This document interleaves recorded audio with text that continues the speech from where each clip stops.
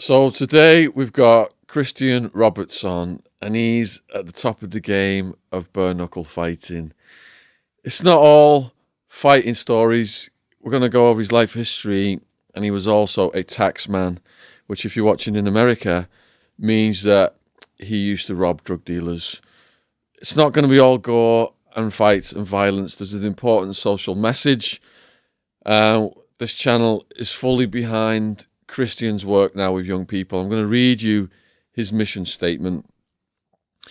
If you've got beef with somebody and communications have broken down, and somebody has got so far under your skin that you're thinking about committing a crime to sort it out, don't we have a better solution?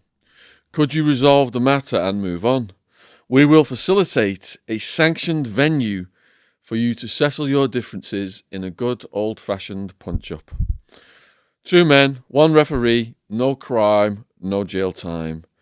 We know this is not for everybody, but if our efforts stop just one mother burying her son prematurely in an early grave, this is a good thing, is it not?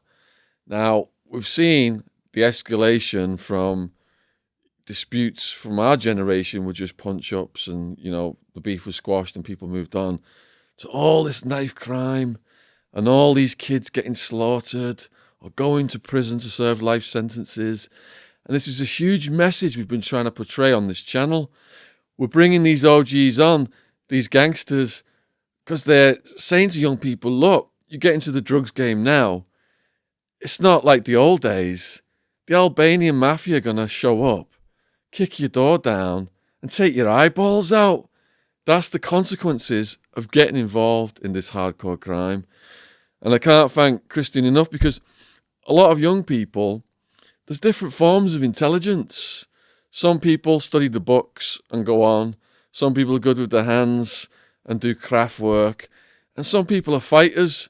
And back in the old days, these would have been, when your village was getting attacked, these would have been the first guys to get up and save your lives. But now, that aggressive energy, in a lot of the cases, the young people are not given anything to channel that energy into. And it ends up, the youth centres getting closed down. They're on the streets, they're getting into drugs. And then they end up as fodder for these private prisons that get, 50, 60,000 pounds a year per prisoner. It's almost by design, and it's sickening. So people like Christian are getting these young people off the streets, getting them to channel their energy into fighting, settling the disputes in the old-fashioned way so people aren't getting stabbed up and killed. Really, thank you for coming on, Christian, and having such a brilliant mission. Do you want to just tell us a bit, before we get to your life story, a bit how you rose up to be the owner of Spartan Bare Knuckle Fight Club and what put you on this positive track? Yeah, well, firstly, thanks for having me. Massive fan of your work. Cheers.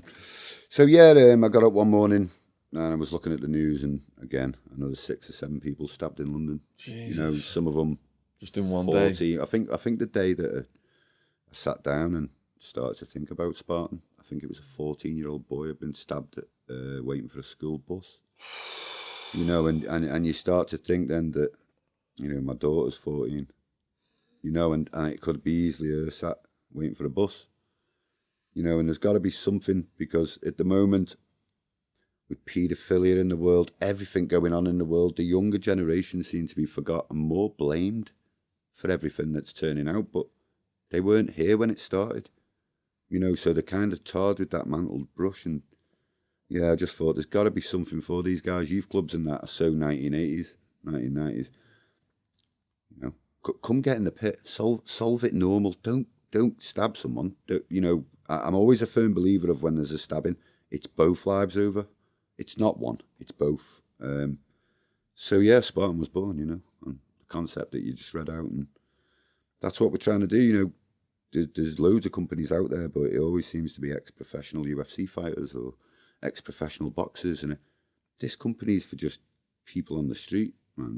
The people that have got nothing, and this is a real legitimate chance of, putting the weapons down, stop committing the crimes, and maybe make something of yourself. And you're the boss of Spartan. You've got hundreds of fighters working under you.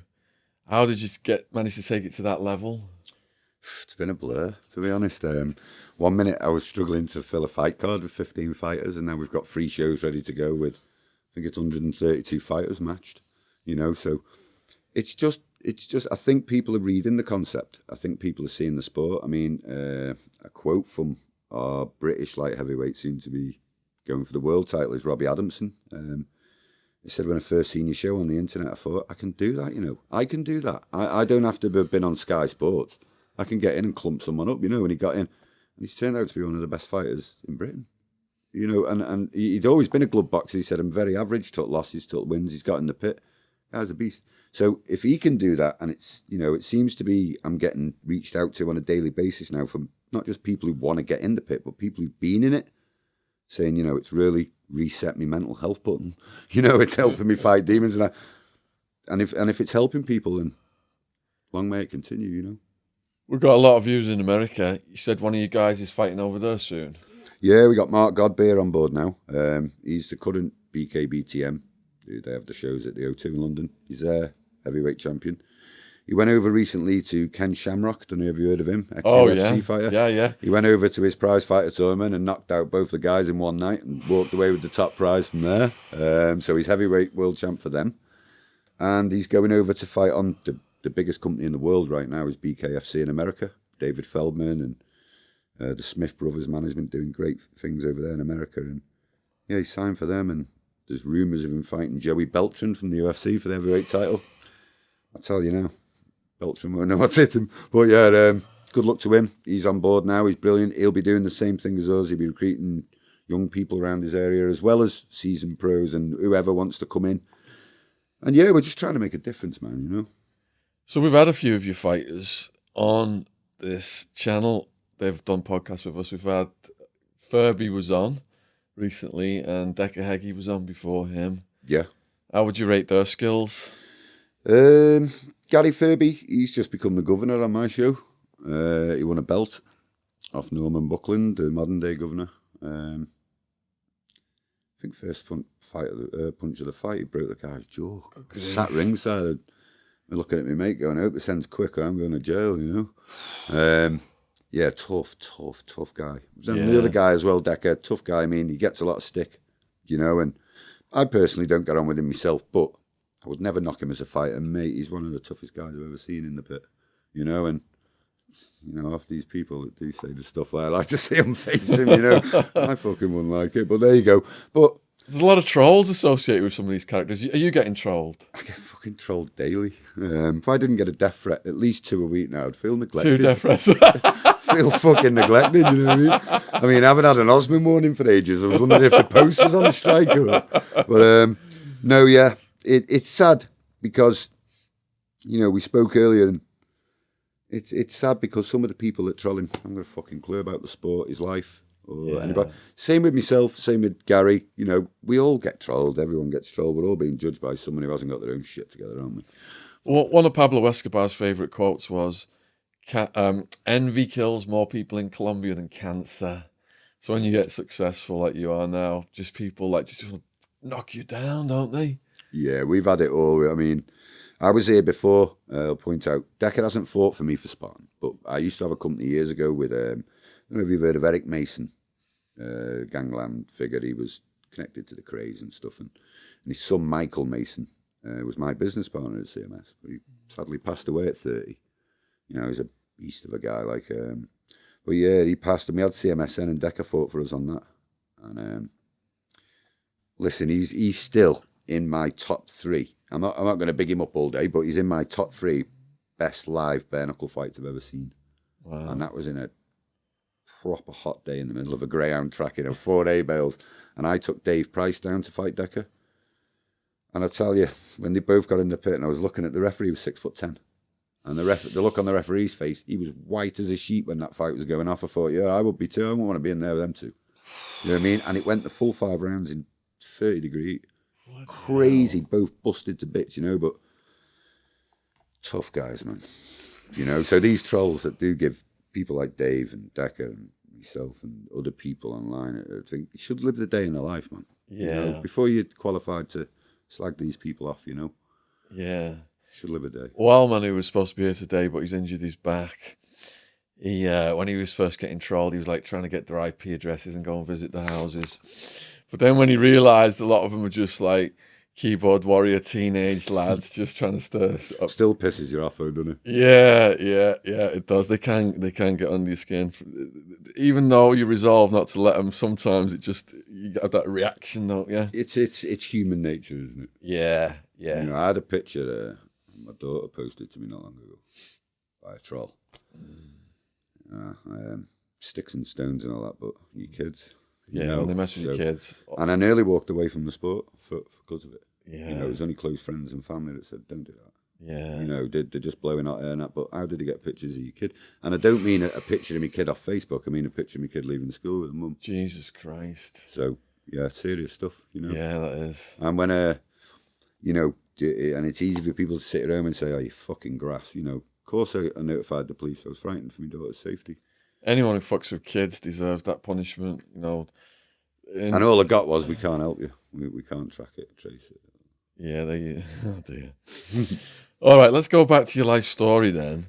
So, do you want to say about where you grew up and where Ellesmere Port is? Because the Americans might not know. It's near Chester. It's in Cheshire. It's part of the UK.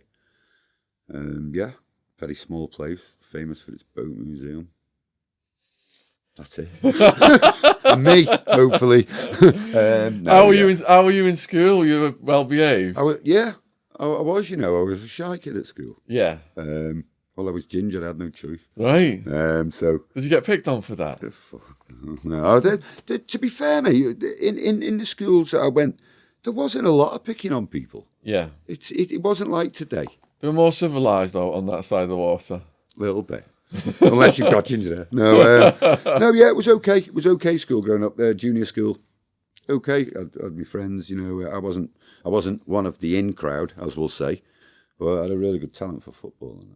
So for football? Apparently I fucking hated watching it, and I hated anything about it, but I could play it a bit. Yeah. Were you fast? Oh, yeah, when I was young I was. Yeah. The problem I had was when I got older, I played for a football team for my dad. My dad used to have the local pub team, and I started playing for them. I come back to it when I was in my 30s and quickly realised that I was paying like 600 quid a year out in fines, and that's because I was too slow to catch them. So I was booting them up in the air and getting fined, yellow carded, and 20 quid a card. And I thought to myself, well, maybe I'm not as quick as I was. So yeah, we promptly finished from that.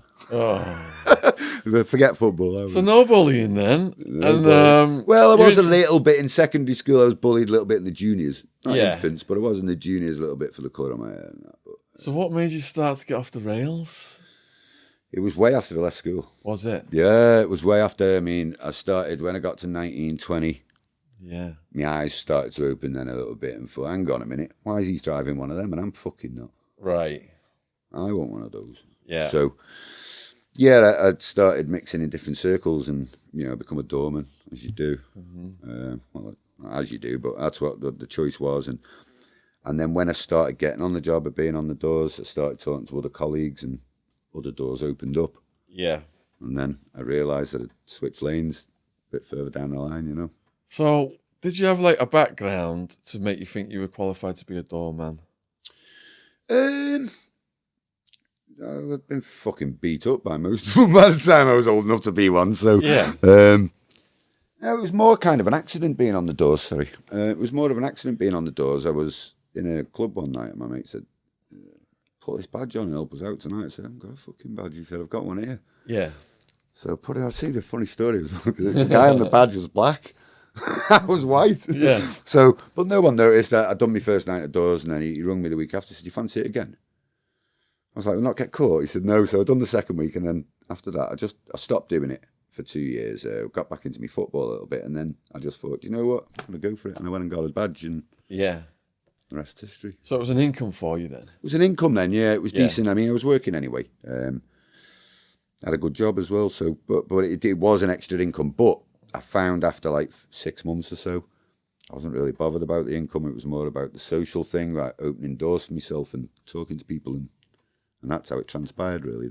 Meeting birds and stuff. I wasn't never really a birds man when I was working on the doors. That did develop, though.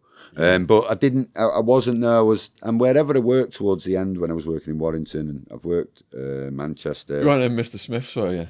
No, I remember Gibbo off Mr. Smith. So he gave me my first doorman's job, Gibbo from. Wow. Do you know him?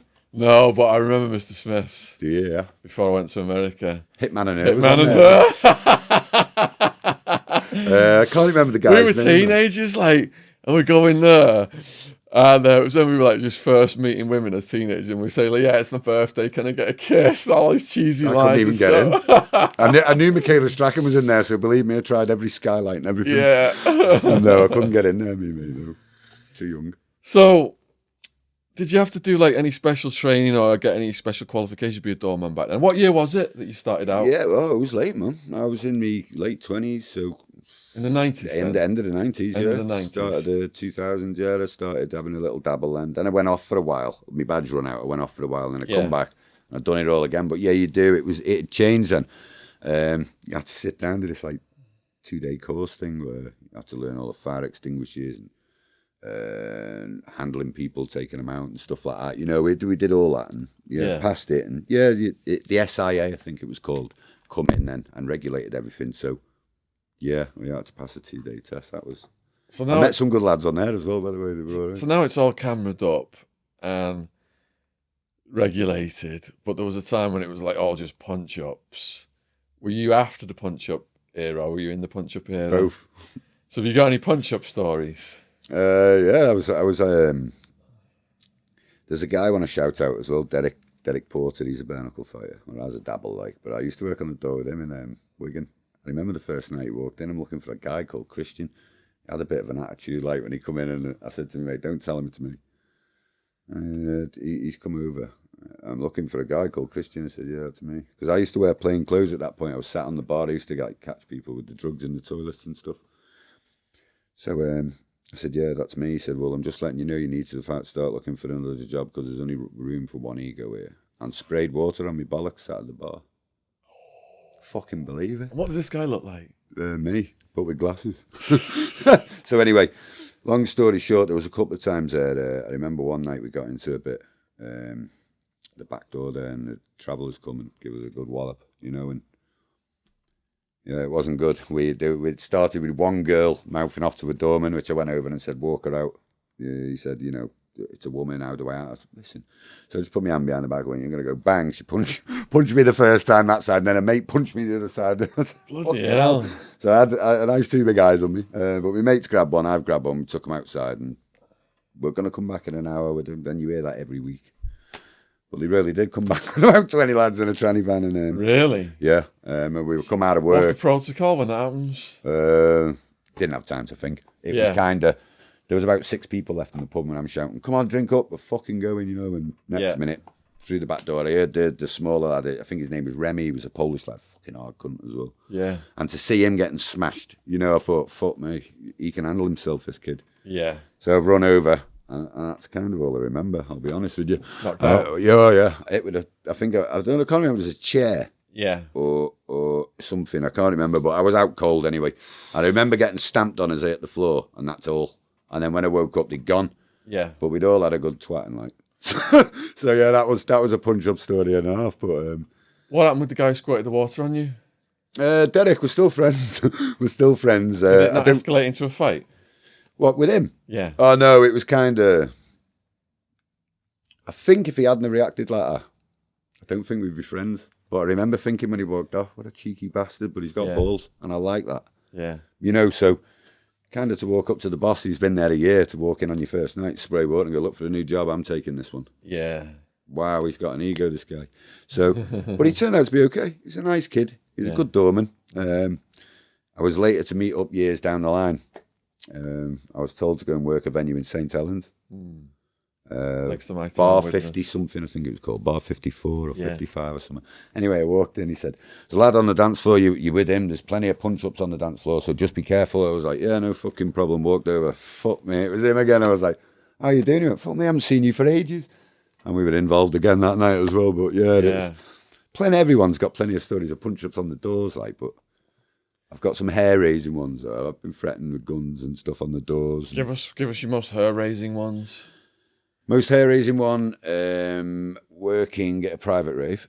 A private rave? In a country house. A country house, right. And went in the toilets and heard this girl shouting, what the fuck's the men's toilets have gone in? There's a guy got her trapped in the cubicle. No. So I put my head over, so what the fuck are you doing? Fuck off, mate, I'm talking to her. I said, fuck off, mate. I said, open that fucking door now, I want to speak to you. So anyway, he's opened the door.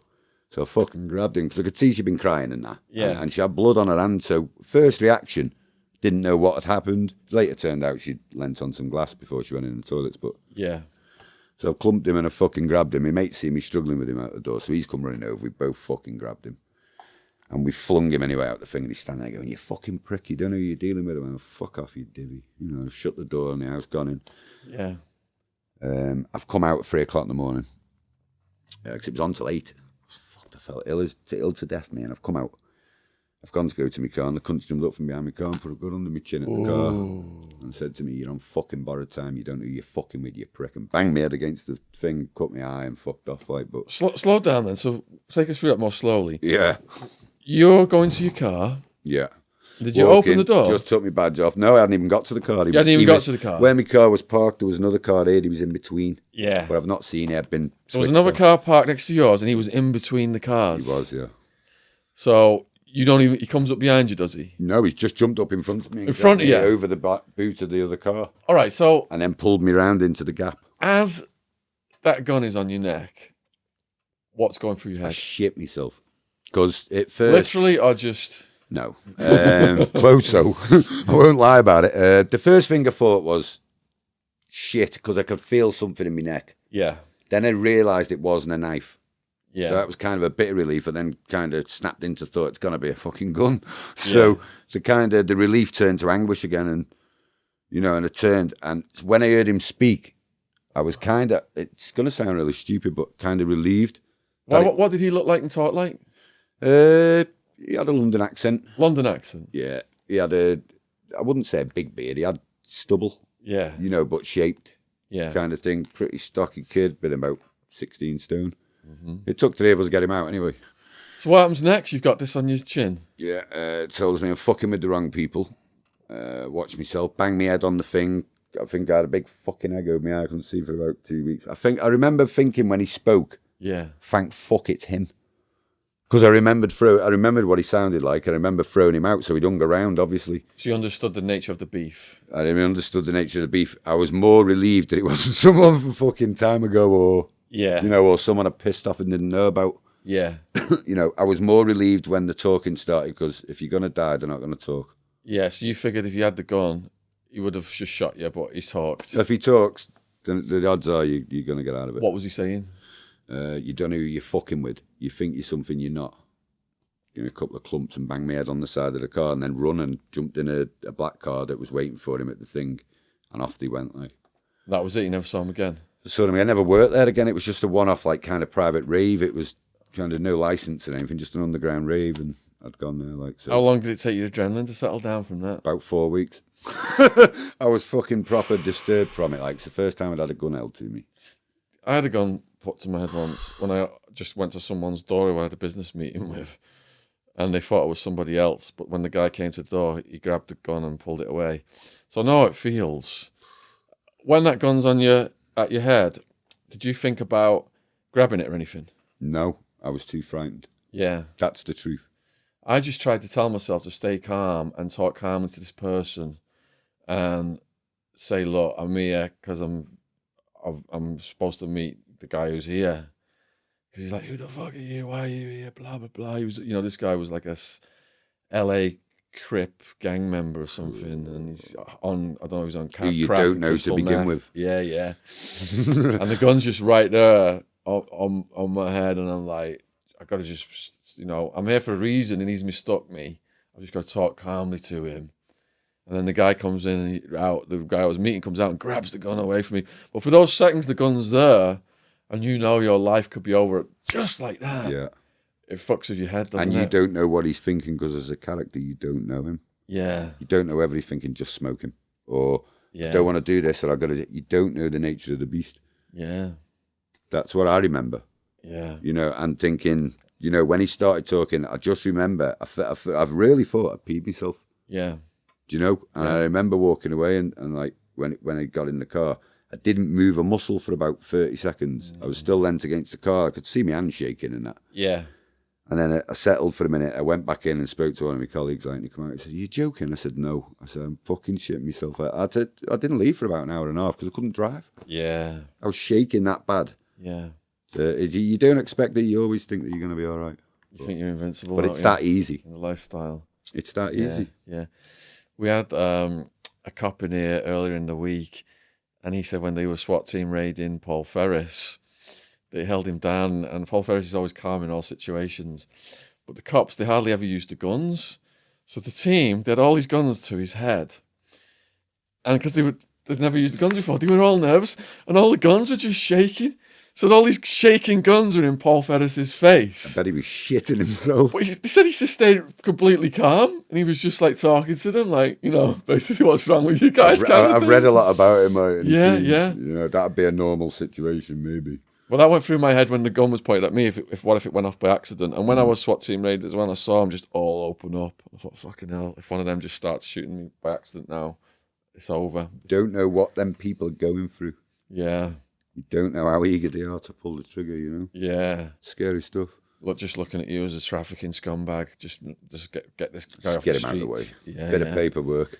Any other times guns have been pulled on you then? Yeah, a couple of times.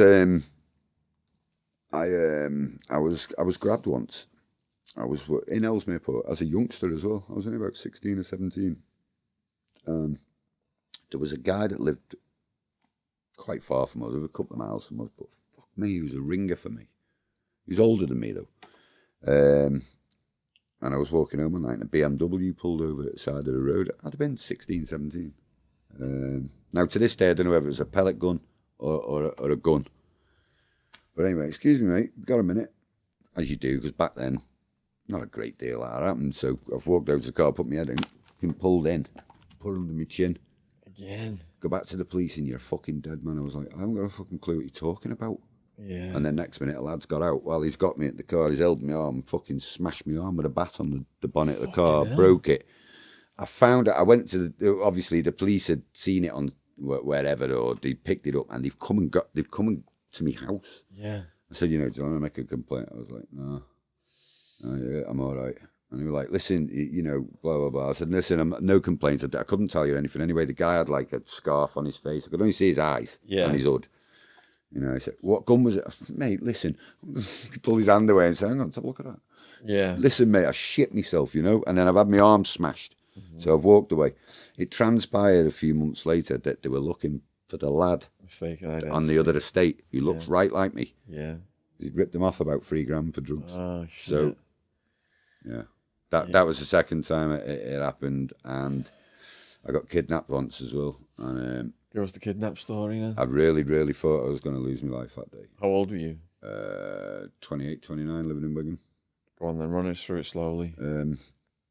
So one of my friends got into a bit of bother with another lad. So I've rung the other lad. And when you say a bit above, what was that over? Drugs. Yeah. So we'd had dealings with them. One thing had led to another. They told him we were going to kill him. So he wasn't a fighter, me mate. He was a fucking idiot, but he wasn't a fighter. He got himself into scrapes and that, but he was a nice kid. Yeah. We'll just say his name was Paul.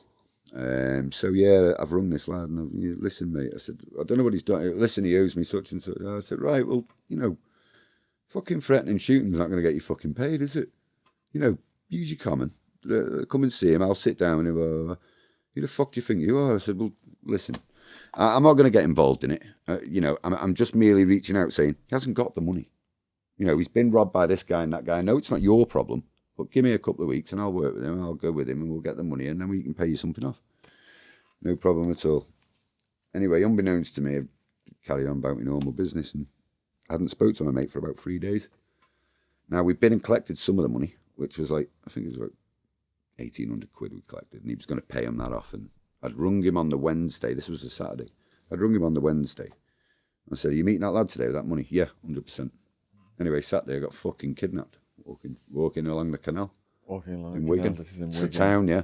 Yeah. But it was behind the football stadium, if you will. Yeah. It wasn't there then, the football stadium. It was a bit before that it got built. We're walking along the bank there. I seen these three lads Was walking it just down. you? Yeah, just me, yeah. Yeah. And my dog. The Rhodesian Ridgeback. So I'm walking along the canal bank and I see these three lads coming down. And I did think, and it's weird because you always say after in hindsight, I thought that and didn't act. Yeah. And I did remember thinking, why the fuck have they got scarves on their faces? It's red hot. Oh, shit. And they were walking up and I just thought, well, maybe they look like kids from a distance. Yeah. Anyway, they didn't do anything walking towards them. I've walked past them. And as I've been walking, then I've got tucked from behind. I've been pinned on the floor. The fucking Tesco's bag put over my head. You know what I mean? Which is scary enough. Yeah. I was tucked along the canal bank. A scarf was wrapped around my face as well. I'd managed to get my hand and pull a hole in the bag. As luck would have, I mean, there was holes in the bottom of it, but yeah. fucking hell, you know. And then my hands were tied behind my back, and next minute we're on the move. And I thought, what the fuck is going on? Anyway, I got the things took off me. There's a guy stood in front of me in a container, and it couldn't see out the container. All right, so slow down a minute. And you're on the move from where to where? I was going from my home in Wigan, yeah, just to have a walk into town, meet a few of my mates for a pint and that. Yeah. And that's where were they moving you to? I don't know to this day where I was. I was in a container. You were in a container? Yeah, and then I was took from that when the money was restored. I was took from that and booted out by the canal. How does it feel to be in a container? I'd never want to be in that situation again. How long were you in the container? 3 days. 3 days in the container? Yeah. So, and you were tied up the whole time? Yeah. Did they come and tend to you in any way? My hands weren't tied up. My feet were tied in the end. I had to have my hands out because the second day when they come, I had all marks on my wrist, really purple marks, burn marks as well. Yeah. So they took them off and I could hear them padlocking the door as they were going. So I knew it was, it was a metal container. What about getting water? Yeah, they were bringing me hard food and stuff. How did you piss and shit? In a bucket in the corner. Bloody hell. But yeah, day 3, a fat guy come with Scouse accent. Yeah. And I said, "You're leaving." Yeah. So I'm going to put this back over your head. And I was given like a snood thing and like fucking electric gaffer tape to keep it round my face, Yeah. So, and dropped off about half a mile where I was picked up from. All right, let's go through the 3 days in the container. Then day 1, what's going through your head? I'm going to die. I'm gone, this is how it ends. You've not even seen any of the faces, right? The guys just were masked up. I just got a glimpse of one of the fattest one. I got a glimpse of him, had a tear tattooed on his eye. Yeah. That's all I could see through his That's not very reassuring, is it? Well, from my knowledge, that's due to lives you've taken, isn't it? Yes. Yeah, that's what... Describe the interior of the container. Dark. I had a tiny, if you will, the lights you buy from a pound shop that you put a battery in and stick to something. Yeah. Kind of one of those. There was one of those lights in there. Yeah. Well, that's what they put in there, yeah. Yeah.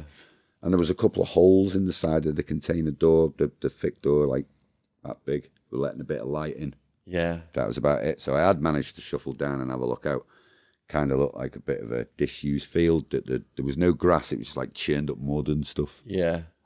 How big was the container? Quite big. Like one of the big cargo ones on container, the back of the truck? Yeah. And what about, was like a mattress or any bedding or anything in there? No, just they give me like a big fucking high-vis jacket the second day and said, throw that over you. Throw that over you. So I had that. Yeah, I went through the pockets, see if there's anything in it. There wasn't. Was it bare, the container, or was there anything else in there? No, it was bare. I had a bottle of like water, but it was a Fanta bottle. Yeah. So they'd filled it somewhere. Yeah. So I assume, hopefully not the fucking canal up the road or something. But no, I assume in some sort of pipe they had, or hose pipe or something. Anyway.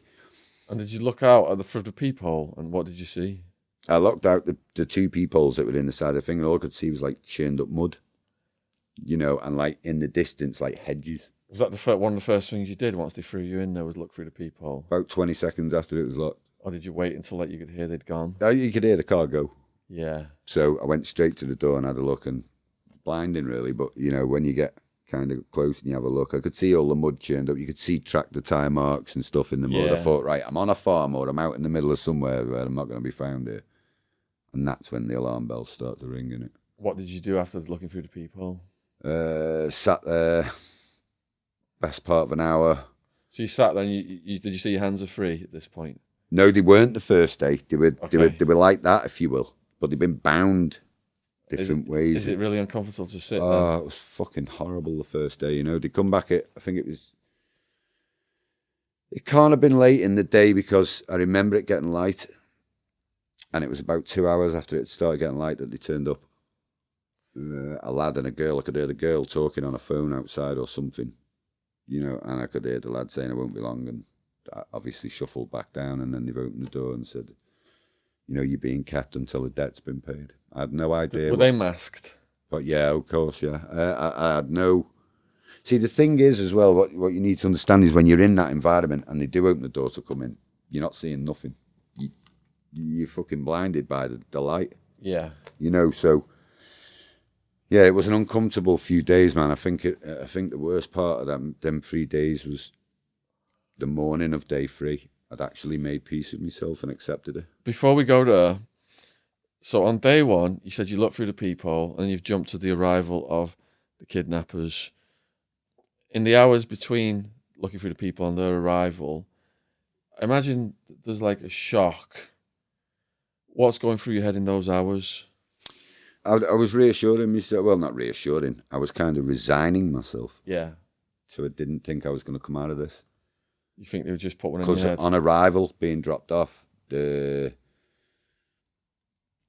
can't remember, it was a Brummie, or it wasn't my accent. Yeah. But the skinnier guy was angry as fuck, and he booted me a few times when he dropped me off. Yeah. And his mate had restrained him and got him out of the thing, and I just thought, you start thinking about the little things that added up on the way there, and it plays with your mind, and I remember thinking to myself, like I say, that... Were you trying to reason with them at all, saying, look... I kept asking what it was about. It's not even my debt. Or did you not know it was the debt at this point? I didn't know at that given point it was the debt. Okay. I just knew that when it'd been dropped off, he said to me, when the money's recovered, you'll be let go. Yeah. Which could have been a number of people who I associated with at that point. Okay. So I didn't know at that given time. At what time point did you twig that it was that specific debt? When he come back to let me go. That was at the very end? Yeah.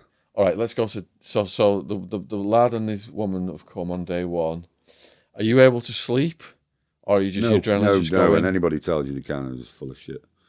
The whole 3 days you can't sleep? I didn't sleep. I was let go on the 3rd day. Okay. I didn't sleep for the 2 full nights, no. All right, I think I had about 20 minutes early morning on the 2nd day. Is on the first night then, when the darkness comes, is that even more creepy just because it's going into the night? Yeah, because at that point on day 1, I'm thinking, are they going to tip petrol in it and set fire to it? Are they going to fucking take it somewhere, put it on a ship? Are they going, what the fuck's going on? Yeah. You don't know anything. You're uncertain about your own fucking name at that point. So your adrenaline's going like crazy. You're in shock. Now you've gone a whole night without sleep. So you're going into the 2nd day now. From my experience, when I got arrested and I went a few nights without sleep, your mind starts to play tricks on you. Did that start to happen in the 2nd day? And that's in a secure environment. Yeah. Did your mind start to play tricks on you in the 2nd day? It did on the first night. On the first when I was night. there, because I'd kind of, like I say to you, and I remember it clear because I've never been in that situation since. Yeah. But I remember on the first night having a bit of a cry to myself and thinking, yeah, I'm fucking better than this, I am. Why am I here? And then day 2, like I say, the night time of day 2, I kind of made peace with myself that I knew I was going to die. Yeah. I was like, you think of your kids, don't you? And you think of your family and then you think of your life path and you think, how have I fucking ended up here? Did you go through all of the list of all your possible enemies at some point? Yeah, of course you do. Well, first night. First night you Why did the that. fuck am I here? What have I done? I didn't know anybody. Did you start to regret certain things you'd done, perhaps? You do start to think about things that you've done. And you do start to think, of course, when I was living in Wigan and Warrington, I was taxing people a lot then with, I'll shout to Paul and Tricky, who were still my friends who were still alive. Nice guys. They've turned their lives around too. Paul and Tricky, Andy and Tricky, sorry. You start thinking about the things you've done with them and think, has someone fucking recognised me? Have I been in a bar somewhere and spoken at the person I've robbed has been next to me and gone, say fuck all, that's him. I recognise him anywhere. Because then I started thinking, I'd recognise that guy's voice for the rest of my life now. So if I've held people up, they're going to recognise mine. So yeah, all the scenarios come to mind. So you've made peace. Now, at the point where you've made peace, you've only had one visit from the kidnappers, or you've had more visits? That was, I was picked up and dropped off. Yeah. That was day 1. day 2, when he came, he brought me some biscuits and some homemade sandwiches. Yeah, And that's a when he bottle came of with water that's when he came Fanta. with his bird. Yeah, I could hear her outside. Yeah, And he gave yeah. me a bottle of water, but it had the Fanta label on it. Yeah. You know, so that was day 2. So yeah, that evening of 2, I remember him saying when he was going, today's a very important day for you. Yeah. And he went. And I remember thinking, well, fuck me, where do we go from here, you know? And then, like I say, I can't even tell you what time. I do know that it was summertime. So when it was going dark, it'd have been 11, maybe later. So you didn't have a watch or anything? Fuck all, no. Yeah. So sat there, I remember it going dark and thinking, well, it goes dark at 9:30. So it's about 10 or 11 o'clock. Yeah. And that was when I really started thinking, this is going to go fucking bad, this. I'm not going to get out of this because, you know, most of the people I've dealt with up until that point wouldn't have had the balls to keep you a few days. They'd have let you go. Yeah. Or they wouldn't have took you in the first place. Yeah. You know, this is a different level now. Yeah. I'm in shit here right now. And like I say, the next morning was when the fat and the skinny one come back and said, you know, you've had a touch, you fucking prick. Just relief, kind of. I've had a touch.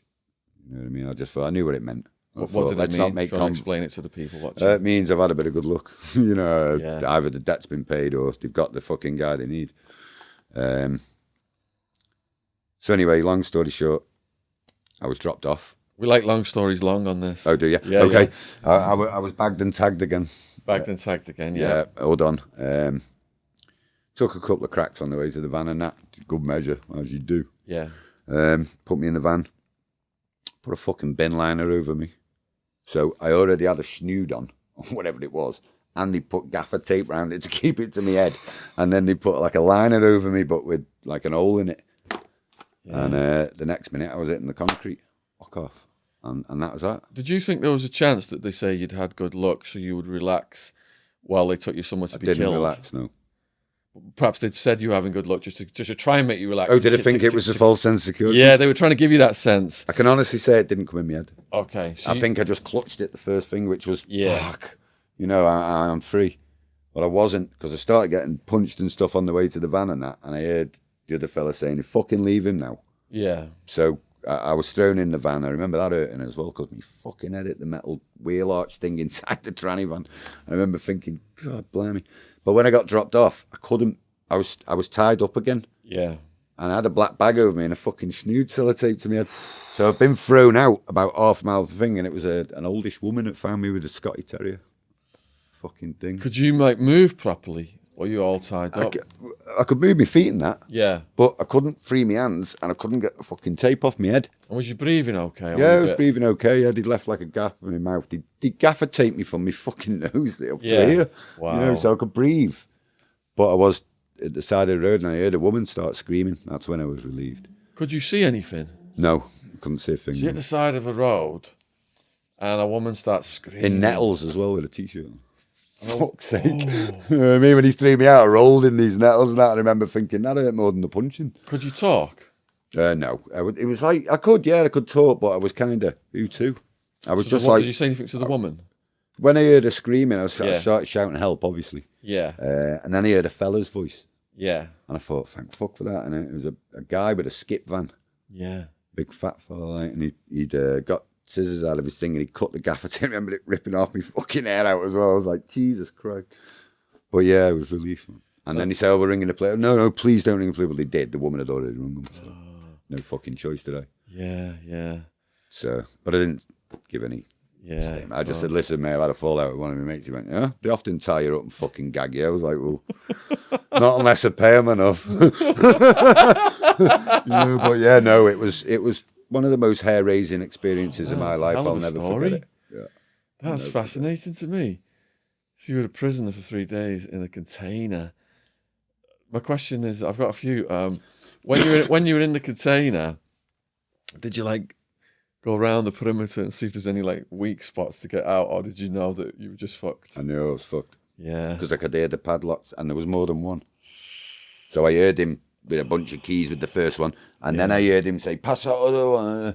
And then he heard another one going on. I thought, well, I'm fucking staying anyway. You know, so. Did you think that, because all the things that go through my head, like, what would I do in this situation? if there's like a peephole, maybe I'd like be constant looking out of it, and maybe see a dog walk or something, start yelling or anything like that. Did anything like that go through your head? Well, I spent every minute by the people. Yeah. I never spent 1 fucking second at the bottom end. You know what I Yeah. mean? I was by the people and looking out all the time. Well, you've got to remember it blinds you when you look out as well. You've got to train your eye back to it before you can see for a couple of seconds again. Yeah. But I was looking out and I could hear traffic, but I couldn't see anything apart from churned up mud. I tracked the imprint on the mud, and in the distance, way in the distance, you could see like tall trees and edges. Yeah. That's it. What about the smell in the container over the days? Was it building up like the stale sweat of fear and the piss and the shit and all that? Was that Yeah, kind of the like piss. Don't do that because they didn't empty the bucket on day 2 either. There's still shit and piss in it. sleeping next to that then? Well, I didn't sleep. Well, I mean, yeah, you didn't sleep. Sorry. Yeah, I got 20 minutes on the second night. 20 minutes. And was, I think a plane or something went over. Fucking, I was to my feet, you know. And a plane went over? Yeah, I think a plane or something had gone over and I fucking shot away Yeah. before I'm on the move. You know, and I wasn't. Yeah. I was like kind of back in the room, but, you know, it felt like I'd just gone like that, you know. Yeah. Yeah, an F-16 once went over my prison cell at real low altitude, and that made me jump the fuck up. Yeah. Wow. So, did you feel like you were losing your mind by the end of it, having not slept for 3 days? Yeah, I felt really poorly off it. I'm not sure whether it was a couple of weeks after I ended up getting pneumonia. Yeah. I went to hospital with Fucked your pneumonia, immune system up, and didn't the doctor said, I said, you know, how have I caught that? I'm young, and he said, well, your immune system's diminished, Yeah. so you know you're prone to infection, or so. Yeah, I think he said, and what can cause that is stress. Shock and stress, yeah. So yeah, maybe because of that. But yeah, I remember when I was released and that, and the police come and stuff, and they took me to hospital first. Check my injuries and that. So yeah, I checked that and said, you know, is there anything you want to say? I was like, not really. It's like, well, no statement. You know, from what we can gather, you've been taken hostage by someone, you know, and you know, you must have a good reason why that is. I went, well, I'm pretty sure it's because they didn't fucking like me. He went, yeah, we're sure of that as well. So there's nothing you want to say? I went, no, nothing. How did you find out what day it was? Because the friend who I was kidnapped for told me. And it wasn't even your debt, it was his. Yeah, but because I'd stuck my nose in it. Strangulation. Oh, so you like became his co-signer then by sticking your nose in it? Pretty much without knowing it. Did they snatch him as well? No, couldn't find him, but they got a message to him and he got message that I was taken. And how was the debt paid? He borrowed the money off someone and paid the debt back. Right, because your life was on the line. Well, I didn't know at the time that they'd actually said to him that if they hadn't paid it by the Saturday, they were going to execute me, apparently. Fucking hell, man. Whew. So he said, I got the money on the Friday afternoon. I thought, well, I said, when did he ring you? He said, Thursday morning. I went, why did he wait till fucking Friday? He went, mate, I couldn't fucking borrow it or out. He said it was a lot. So I got it. How did you manage to get it? Borrowing off friends and family, he said. And, Yeah. And he knew of someone who'd had a result. Yeah. So it became a non-result for him. I think he went and robbed him, to be fair. Yeah. But either way, Was was he a taxman as well, this person? He'd worked with me before, yeah. He wasn't really a fighter, but he was good at what he did. Yeah. What was your relationship with him like after the kidnapping? Of course, it's going to be anger at first, you know. But you've got to remember, I've been friends with him a long time, you know, and he knows I'd have done the same in his position, you know. I guess I'm just grateful he did. I mean, I wasn't grateful for the first week. I felt like fucking shooting him, but you know, it is what it is. If you stay in the game long enough, you're going to come unfortunate now and then. And he was unfortunate now and then, but I was a little bit more unfortunate for sticking my nose in. It taught me a valuable lesson in life, anyway. Did you think that those guys were at such a level there was no way you were going to retaliate? I don't know whether it was about retaliate. We're human beings. Our nature is, if you're threatened, you'll fucking fight. You know, I think if I was given half a chance, I would have fought for my fucking life. But, you know, with 3 lads, you know, 1 carrying. It seemed like it was... Sensibility kicks in, doesn't it? It seemed like it was hardcore organised crime, didn't it? It seemed like that for the reason I'd only spoke to them a few days before. So they must have acted as soon as I hung up. Find out his fucking address, find out who he is, find out a bit about him, and then bang, I was gone. That was that. No fucking about. I mean, the lads who my friend owed the money to said straight away it was our boss that took you. Yeah. So it wasn't them direct. Yeah. It was the guy who was waiting on the dough, like, so. Exactly. No fucking about, you know. Yeah. All right, let's go back to your taxing years then. You mentioned earlier that in the toilets, when you're a bouncer, you're taking drugs off people. Yeah. Is that how it began? A little, well, yeah. It kind of started that way. It was kind of, I wasn't always doing that job. I was on the front door at first. So you get radio calls. You see the guys in the toilet with the perfume and the thing. And they have a buzzer arm, and if your buzzer went off on your arm, it was because two lads had gone in a cubicle at the end, which, let me tell you, doesn't always lead to sniffing coke. And I've seen it firsthand, and it's not pretty. But yeah, at that given time, that was pretty much the concept of it. We were taking a lot, you know, and you finish your shift, and we go back to mine, and sitting there with 3 other doormen, and you're sharing out fucking £900 between you, and extra money on the door, and you're sharing out 3 or 4 ounce of flake. So there's more money from taking the drugs than there is from your pay. This is a function of the black market of drugs. Recycle, man. You know. Yeah. So you take off one, give another. But yeah, that's kind of what gave me the concept of. So you recycle it back to someone who's going to sell it for you. Yeah. Pretty much. Well, when I was throwing parties, that's what we did. Everything gets recycled back to the house. Yeah. Keep the money in house, eh? Yeah. But yeah, it kind of, I won't say that's what it led to, but it certainly planted the seed of the concept of, hang on a minute, if I can do this and take a quarter off him and a half ounce off him, I can take half a key off him. Off the dealers. Half a key off him. So that's kind of, that didn't really start for me proper, full involved until I moved to Warrington, really. So what year is that? 2008, 9. So you're going from taxing people in the clubs and parties to actually going to dealers' houses. Yeah. How did you target your first house? I was invited on a job by a couple of friends who, the guys who were shouted out before. I've only ever worked with them doing that line of work. I would never work with anyone else, never do anything with anyone else. You've got to trust who you're with. You've got to trust them. So yeah, it was kind of, I got a phone call one night, and it was a kid called Trick, and he rung me, and he said, me and Andy want you to come with us tonight and do this job. I was like, well, I'm not sure about this, I said, who is it? He said, some Polish fellas. I was like, fucking crazy then, man. And anyway. What's the protocol before you go in? Do you have like a meeting and you're, all fucking tool up, or? We were recceing it and that, weren't we, for a week? We were waiting until a couple of weeks, wait to see when he gets dropped off, picked up. Things like that, and doing a few walk pasts and stuff, getting a good feel for the routine and that, and then we'd go around his house the week before we'd done it, sit, plan everything, see who's going to do what. And when we got in there, you're going to go here, you're going to do that, you're going to do this. Do you have someone posing as a buyer? No, it wasn't like that. We just used to storm the house and take it. Yeah. And what are you wearing when you're storming a house like that? Balaclava, stab vest. I'm normally carrying a gun or a knife. So on that first, in the old days. On that first one, then, can you just take us through what happened? Yeah, we recce'd it. Well, I didn't recce anything. I only went in on it the last 3 days. So they were meant to have someone else doing it with them, and he bottled it. So I seem to remember at the time the guy was a bit of a name around the area. What did he look like? You. In fact, when you walked in before, I thought, well, fuck me. This is revenge. I know, yeah. Looking set up. It's like Goodfellas, this. Yeah, he looked a bit like you, a bit stockier. A bit of a stubbly goatee. Yeah. He was a fucking handy dude as well. I knew him because I'd been a doorman. Yeah. I knew him from the scene and that, and thought, I remember thinking to myself, what if he recognises me, but I've never spoke to him or...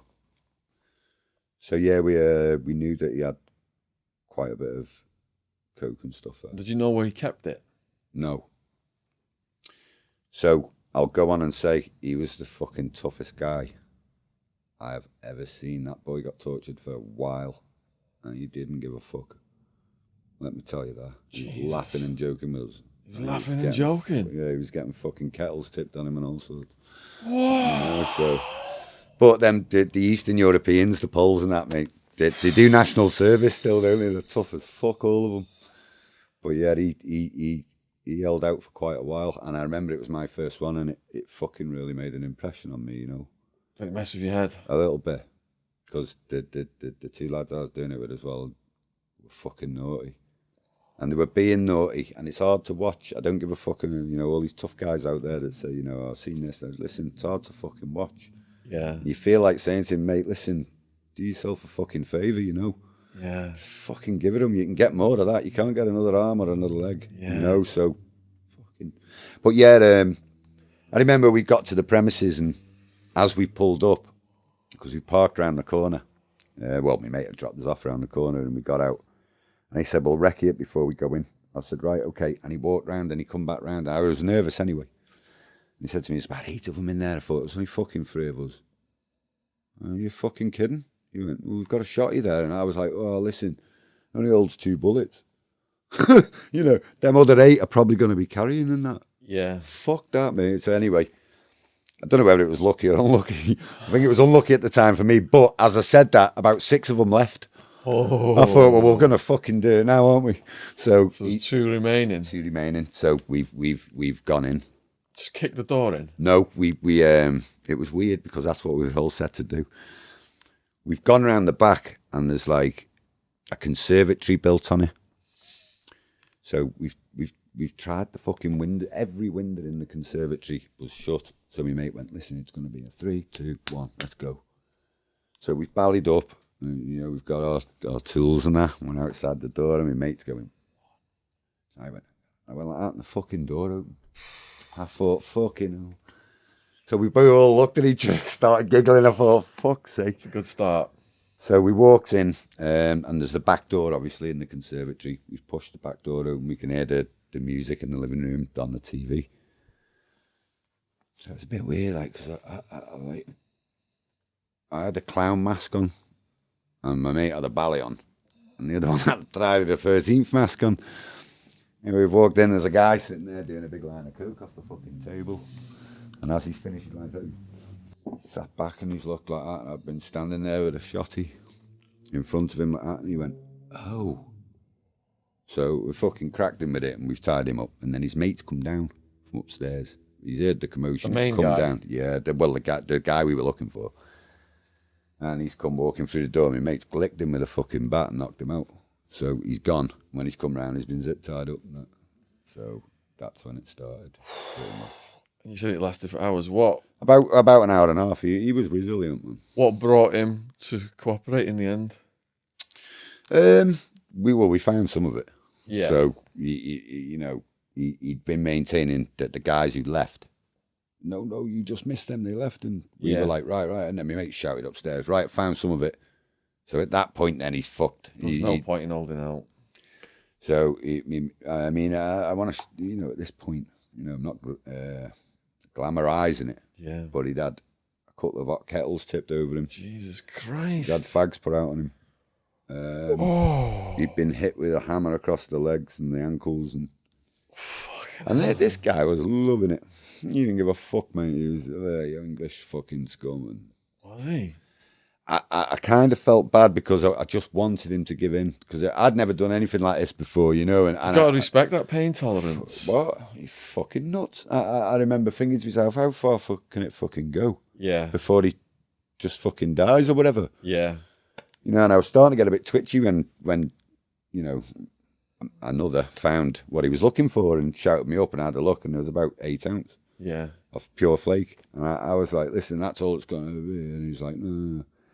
Anyway, we've gone back downstairs and we knew there was money. We knew there was money anyway because we've been tipped off by someone that goes there, and we're asking him for the money and he's saying he's left it. Anyway, my mate ended up finding like 20 odd grand upstairs, and he come down, and then the lad who orchestrated the job hit him about 8 times at the bat, at which point I grabbed him. I said, this is fucking too much, this. And we left. Yeah. But that'll stay with me forever. Fucking hell. And that was the first of a lot. What was the blowback from that, or the aftermath? There wasn't one. So they didn't know who you guys were. It was a professional job. What about the Polish? Did he like leave town or anything? Fuck no, he just went kicking everyone's doors in looking for his stuff. Did he? Yeah. Which helped us because we followed him and then we'd see what everyone else was dealing. Right. So you just sit off and watch him go to different houses and think, well, he's got something. Yeah. He's got something. So, yeah, it kind of worked like that. Holy shit. Oh my God, that was your first one? That was my first ever one. They'd been doing it for ages, but it was my first one, you know. Was that the heaviest one, or was the... No, there was a few naughty ones, like... Yeah. I was on one as just I wasn't getting the same cut as the others. I was only meant to be driving. Yeah. And we've pulled up. I won't say where it was because it would be still pretty rife, you know. And they've been gone for ages. Yeah. And I remember sitting in the van thinking, what the fuck, you know. And I've gone in and opened the door and the blood. I've seen it as I've opened the door. My mate's gone, get to the fucking van. And I've gone back out and I've come out. One of my mates has come out and the skin was literally, it was like that much flesh hanging out. Oh! Just fucking looked and went, what's happened? He said, he'd done him with a fucking machete as he's gone in. Like, I said, whose is it? He said, we've hit a kid in there. He said, and we don't know if he's alive. I went, fuck this, I'm going back in. I've took the key. Yeah. One of the lads was coming back out. He was shutting the door. And leave the door open. I went in. The lad was still moving, like he had been hit a few times with a machete. And I remember getting in the van and driving and thinking, this isn't for me, this, you know. Yeah. This is fucking too much. There's easy money and there's fucking easy money that'll scar you for life. Yeah. And this is the latter. I remember driving back in the van and moaning about the damage that had been done. And my mate poked me with the fucking thing. Shut up, you fucking knobhead, and keep driving. You've got what you fucking share. And I just thought, this is too much for me, this. Yeah. So that was the worst one I'd ever been on. Right. That was really bad. Another one, I kicked the door in and the kid's been on the settee and he's reached, so I've hit him with a machete in the shins and it's stuck. Oh! That was a pretty bad one. But I honestly thought he was going to shoot me. Oh! Jesus Christ. So how long were you a taxman for, like this? I only done about 12 jobs. It was over 2 years. Yeah. But the people I mentioned before, Yeah. they're still very much active. Yeah. But you've not put their names out there, have you? No, and I wouldn't. Fucking hell, But man. yeah, they listen, some people can adapt to that lifestyle. Yeah. And some people are comfortable with it, but I'm not. Yeah, yeah. You got my limits. I have my limits. You got a conscience. You know, every person does. Yeah. Some I've seen are very little, but they do still have limits, and I reach mine. Yeah. You know, seeing... Did you have to stop being a doorman during that period of time? Yeah. Yeah. I did. Well, I did anyway, because the money was good, man. I didn't Yeah. need to be standing on doors, really. This is all because drugs are illegal. If drugs weren't illegal, this level of violence that's going all over the world right now, people just taxing each other, rival drug traffickers trying to take each other out, cops getting shot because they're going to drug arrests and drug raids and shooting people. If drugs are illegal, none of this would be happening. And the black market in drugs has been the biggest profit opportunity in the history of the world for not just criminal organisations, but for all the people it corrupts. Quit your job as a bouncer because you can see how much money can be made in drugs, taking drugs. Cops who are, as you know from our Glaswegian cops who are taking drugs off dealers and recycling them because you can make so much more money than your paycheck coming home. Judges, lawyers, prosecutors. There's prosecutors in America who've been running drug trafficking operations because they're prosecuting some dealers and giving those drugs to other dealers who don't allow them to deal. This is how insane it has got because drugs are illegal. Everything from knife crime in London to cartel violence in Mexico is because drugs are illegal. And these stories that we're hearing time after time on this podcast are why we're saying we need to end the war on drugs. And like you pointed out at the beginning, take all those resources, and the cops are telling us they've not got enough resources to go after the paedophiles. Take all that money from fighting the war on drugs, which is useless, it's not achieved anything, and go after all these paedophiles who are fucking up people's lives. Christian, you told me some absolutely jaw-dropping stories there. So perhaps we just better take a step back. We got to hear about falling in love with the most noble art of them all. Yeah. It's going to be less violent by any chance. Probably not. Oh, no. No. Yeah.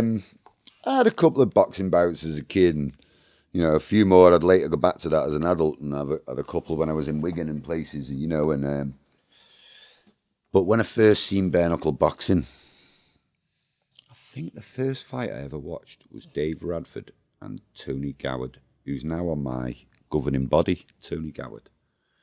I remember seeing him fight Dave Radford in a makeshift boxing ring in the middle of a field. It was proper old school, like walking the fighters to the ring, a fucking whip it and a flat cap on and a cane under his arm, this guy, like, and I remember thinking, God. And it was in Yorkshire, and what a fight. I've watched boxing all my life. It's not the same. It's a different sport. So yeah, I first seen bare knuckle boxing with Dave Radford and Tony Goward online, and started following it from there, really. But the first show I ever attended was in Bradford. And I went to watch my rival's show at the moment, BKBTM show, and outstanding. I was in a boxing ring in a 4-star hotel. And I remember thinking, they really do wear nothing on their hands. It's fucking nuts. And that's where I met Decker Heggie. And I had a chat to him at the bar. I remember it. It was a funny story at that one as well. I was standing before the show started, and standing by the ring, and Dave Courtney come over to me. We've had him. He was one of the very first people we interviewed on the podcast. And he come over and said to me, well, you look an unsavoury looking character, don't you? And I turned and I looked, and that's a bit fucking rich coming from you, innit? He started laughing, and I said, at least when I make a withdrawal from the bank, I've got a fucking account there. And he just started laughing, and then I shook his hand and that, and I spoke to him a few times, to like, really nice fella. Yeah. Seems all right. Seems a nice guy. But yeah, I met Decker Heggie at the bar. I went over and said, can I have a picture with you? As you do, and got a picture with him and that, and started chatting to him about boxing and fighting, and he told me he was going to America for a big bare knuckle fight. I was talking to him about it and whatnot. And anyway, I shook his hand, didn't think anything of it, left. Watched the show. Show was a cracker, by the way. Dave Radford knocked Seth Jones out. I think it was. I remember speaking to Seth in the lift 20 minutes before he went on for his main event. He was coming down the lift. I was a bit starstruck. I went, you right? And he shook his hand. He went, not really. My dad died 2 days ago. I went, you getting in the ring and fighting bare knuckle 2 days after your dad's death? He went, no, I feel all right. Well, he got knocked out.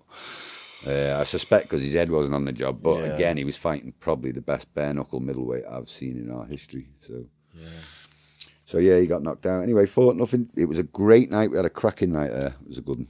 It's where my shows are now. So yeah, it was a good night. And back to my hotel room, had a few drinks, and thought, I really like this. I'm going to come another one. Anyway, I get to home on the Monday. I had a pub at the time, and in Warrington. And I'd open my pub on the Monday, and I get this phone call, and I thought, fuck's that? I picked the phone up. Hello? I said, hello, is this Christian? I was like, hey, who the fuck's that? It's Decker Heggie's dad. Decker Heggie's dad. Hiya, mate, how you doing? He said, I'm really good. I want to make you an offer to manage Decker's affairs in fighting from now on. I went, why me? Why? I don't get it. I thought he had a manager in the person he's with. Yeah, well, that person's been fobbing him off and telling him he'll treat him like a champion, he'll live like a champion, he'll train like a... And nothing's materialised. Would you like to take care of his affairs? I went, I haven't got a fucking clue how to take care of his affairs. Well, fuck it, I'm in here now, eh? Let's do it, man. So he rung me himself, Decker, a couple of days later, and started taking care of his affairs, and got him his first British title fight against Stephen the Killer Miller, who's sadly no longer with us. Rest in peace, Stephen. He's missed. What's the procedure to arrange fights? Just ringing other promoters. Just ringing other promoters and saying, listen, have you got it this week? But at the time, these were two well-known names. Yeah. So when Decker said, see if you can get me the Miller fight, never heard of Miller. But he was the guy I referred to you before with the fight with Price and Heggie and the hay bales, the 6'10" ref. Yeah. It was actually him. I was trying to get a fight with for Decker. I remember seeing his picture on Facebook and ringing Decker that night and go, fuck do you want to fight him for? You're mad. he must be 6'10", 6'11". Yeah. He said, yeah, he's 26 stone as well. I was like, fuck, I feel sick. And I thought, right, okay. So long story short, we got the fight on. Eventually, me and J1, another good promoter out there. We got the fight settled. We went down to Leicester. Again, one of the best fights I've ever seen live. To fight someone that tall with that amount of reach, what's the strategy you got to employ? Hit and run. Hit and run. You stand in front of him, he's going to put you in next week. Yeah. So hit him, get out of the way. Hit him, get out of the way. And Decker executed it perfectly for 5 rounds. Yeah. And got a draw. Yeah. Which I still think to this day is a load of shit. But, never speak ill of the dead. Love Stephen, rest in peace, mate. But, Decker won that fight. Yeah. I felt sorry for him that night because he gave his all, and he come away with nothing. I keep saying long story short. We like long stories. But yeah, we kind of broke down after that, me and Decker. He was starting we had a different vision. I seen Decker as a brand. I seen him as someone who could make his way. And then all of a sudden, the so-called firm were creeping in London, and they were surrounding him. A character called Raj Singh and a few others were surrounding him, and he wasn't ringing me anymore, and he was doing what he wanted. So I made the decision on the Monday after the fight to resign as his manager on the internet, and it caused quite a wave. People saying, what have you gone for? I said, well, my job's done. He asked me to resurrect his career. I've done that. He's right now he's in the top 3 fighters in Britain. When I met him, he was out of contract. He was being deemed a liar by his former manager and a robber and everything else. His reputation was back intact. He just had the fight of his life. He was ranked in the top 3 or 4 in Britain. My job's done, no? So that gave you a taste for it, did it? That gave me a taste for it. And then I went away and started my own company, CMS Promotions, with Mr. Mason. So how big is bare knuckle boxing in this country? Huge. Huge. I would say give it another 2 years and it'll be as big as boxing.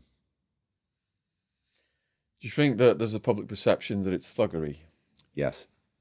But that's down to the individual, isn't it? I'd say again, I don't know. I think some people will look at it from the outside looking in and think, right, they've got nothing on the hands, they're bashing it. And one of those people is my mum, by the way. She hates what I do.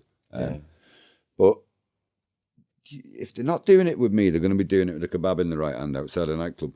Yeah. And they're going to get arrested. Yeah. And they're going to get put back in jail. And that's exactly where the fucking system wants them. Yeah. So I just felt with CMS, like I sat down with Mason, and I think it was at the back of a 3-day session, my pub, we were smashed. And CMS was born on the back of a Ladbrokes ticket. And we started putting the wheels in motion. I mean, Michael had a bit of clout because of his dad, who his dad was, and he was a popular guy around the sport. He'd been around it for years. I'd only just come on the scene, so I brought him on as my partner, and we started CMS, and we took Price down to fight Heggie in our first ever fighter outing for CMS. We took Price to fight Heggie. Heggie was being deemed to be the governor at the time, and Dave Price had never had a fight, went down and got a draw.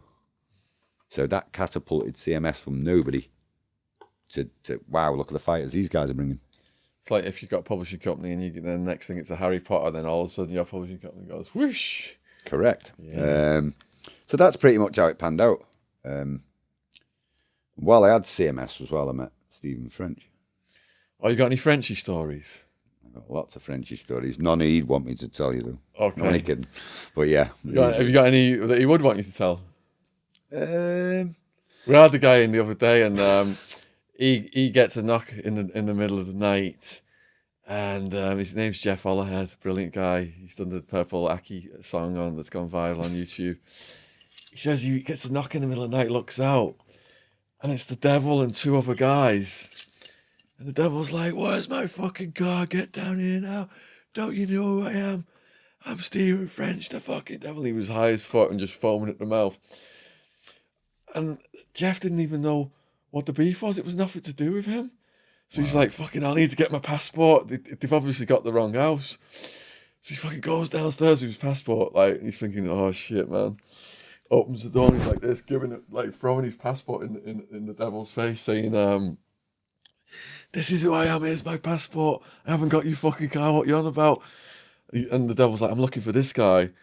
And Bit fucking late now, isn't it? the guy lived 2 doors up, and they'd snatched the guy's dad and tied him up. And the dad had told him on purpose 2 houses down, so the commotion, the son would see the commotion and get the police. Yeah. So that was resolved amicably because they saw it. He was like, as soon as they saw it was the wrong person, they went completely polite and apologised, and then went to the other house. Yeah. So have you got any crazy? Let me think. I mean, I've got a couple, but I'll keep them light-hearted. Yeah. Because me and Stephen, I like Stephen. Got a lot of time for Stephen, but he went and worked for me rivals. So Okay. So yeah, I mean, once I took him out around Warrington once for a night out. Yeah.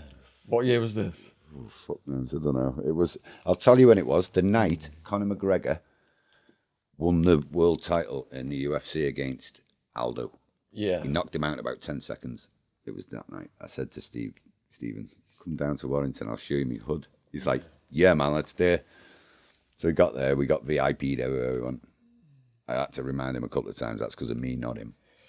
So if you're watching, it was arranged by me. So yeah, we went out nightclubbing and stuff, and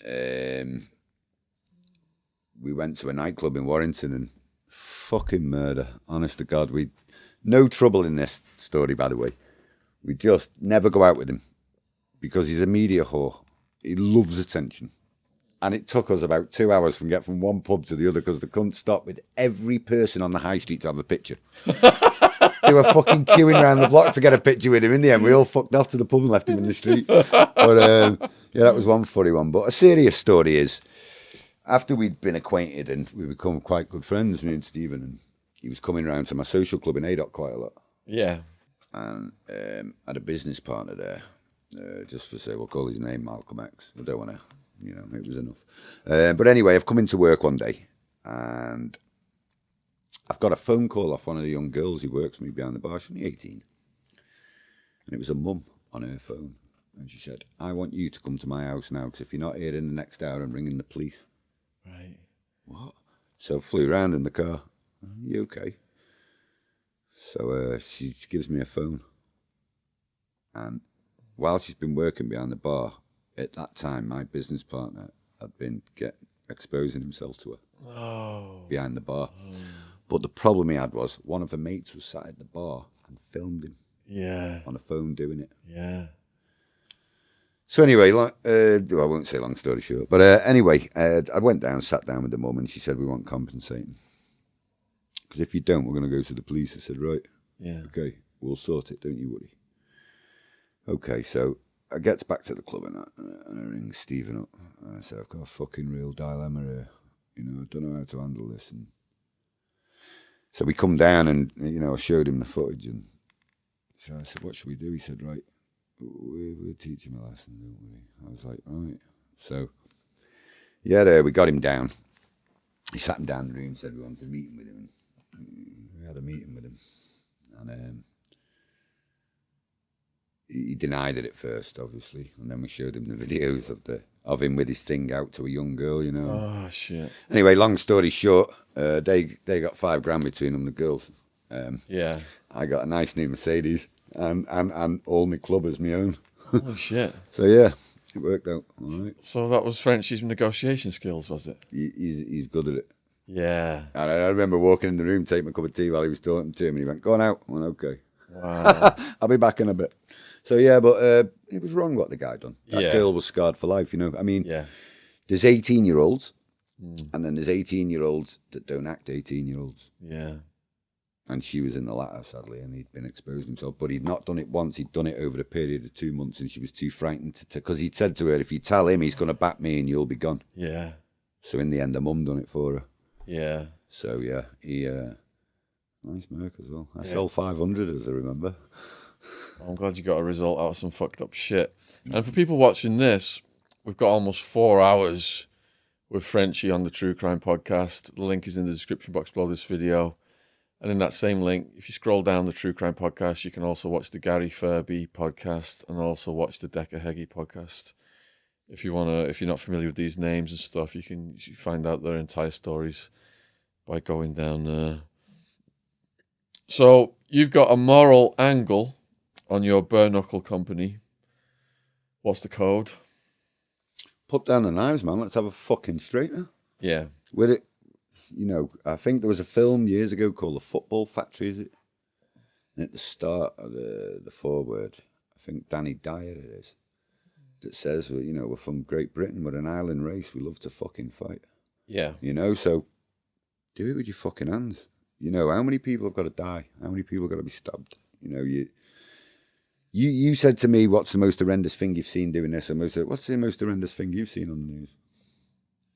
Kids dying, kids stabbing each other, what the fuck? There was none of this when I was a kid. Yeah. It was, you had a good old punch up. All right, there was instances where, where someone would come back and they'd have two of the mates who'd done the second time and give you a twatting. Yeah. It was never a weapon, though. Yeah. And you look at it now and I don't know whether you've got kids or not, but you look at your kids and you look at the world and you think, well, fucking hell. So... What's the future going to be for them? Yeah, that's what I feel, yeah. And you've gained so much respect now that you're fully licensed by Yorkshire Police and you're getting all kinds of positive reviews. Yeah, man. I mean, the start of it, they told us we couldn't have a license. Just, where you're having bare knuckle boxing. No way. So what we did was, I'll take responsibility, I had an argument.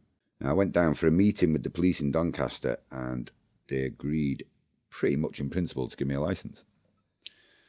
That was at 4:00 in the day. I left Doncaster police station and went back to Cheshire.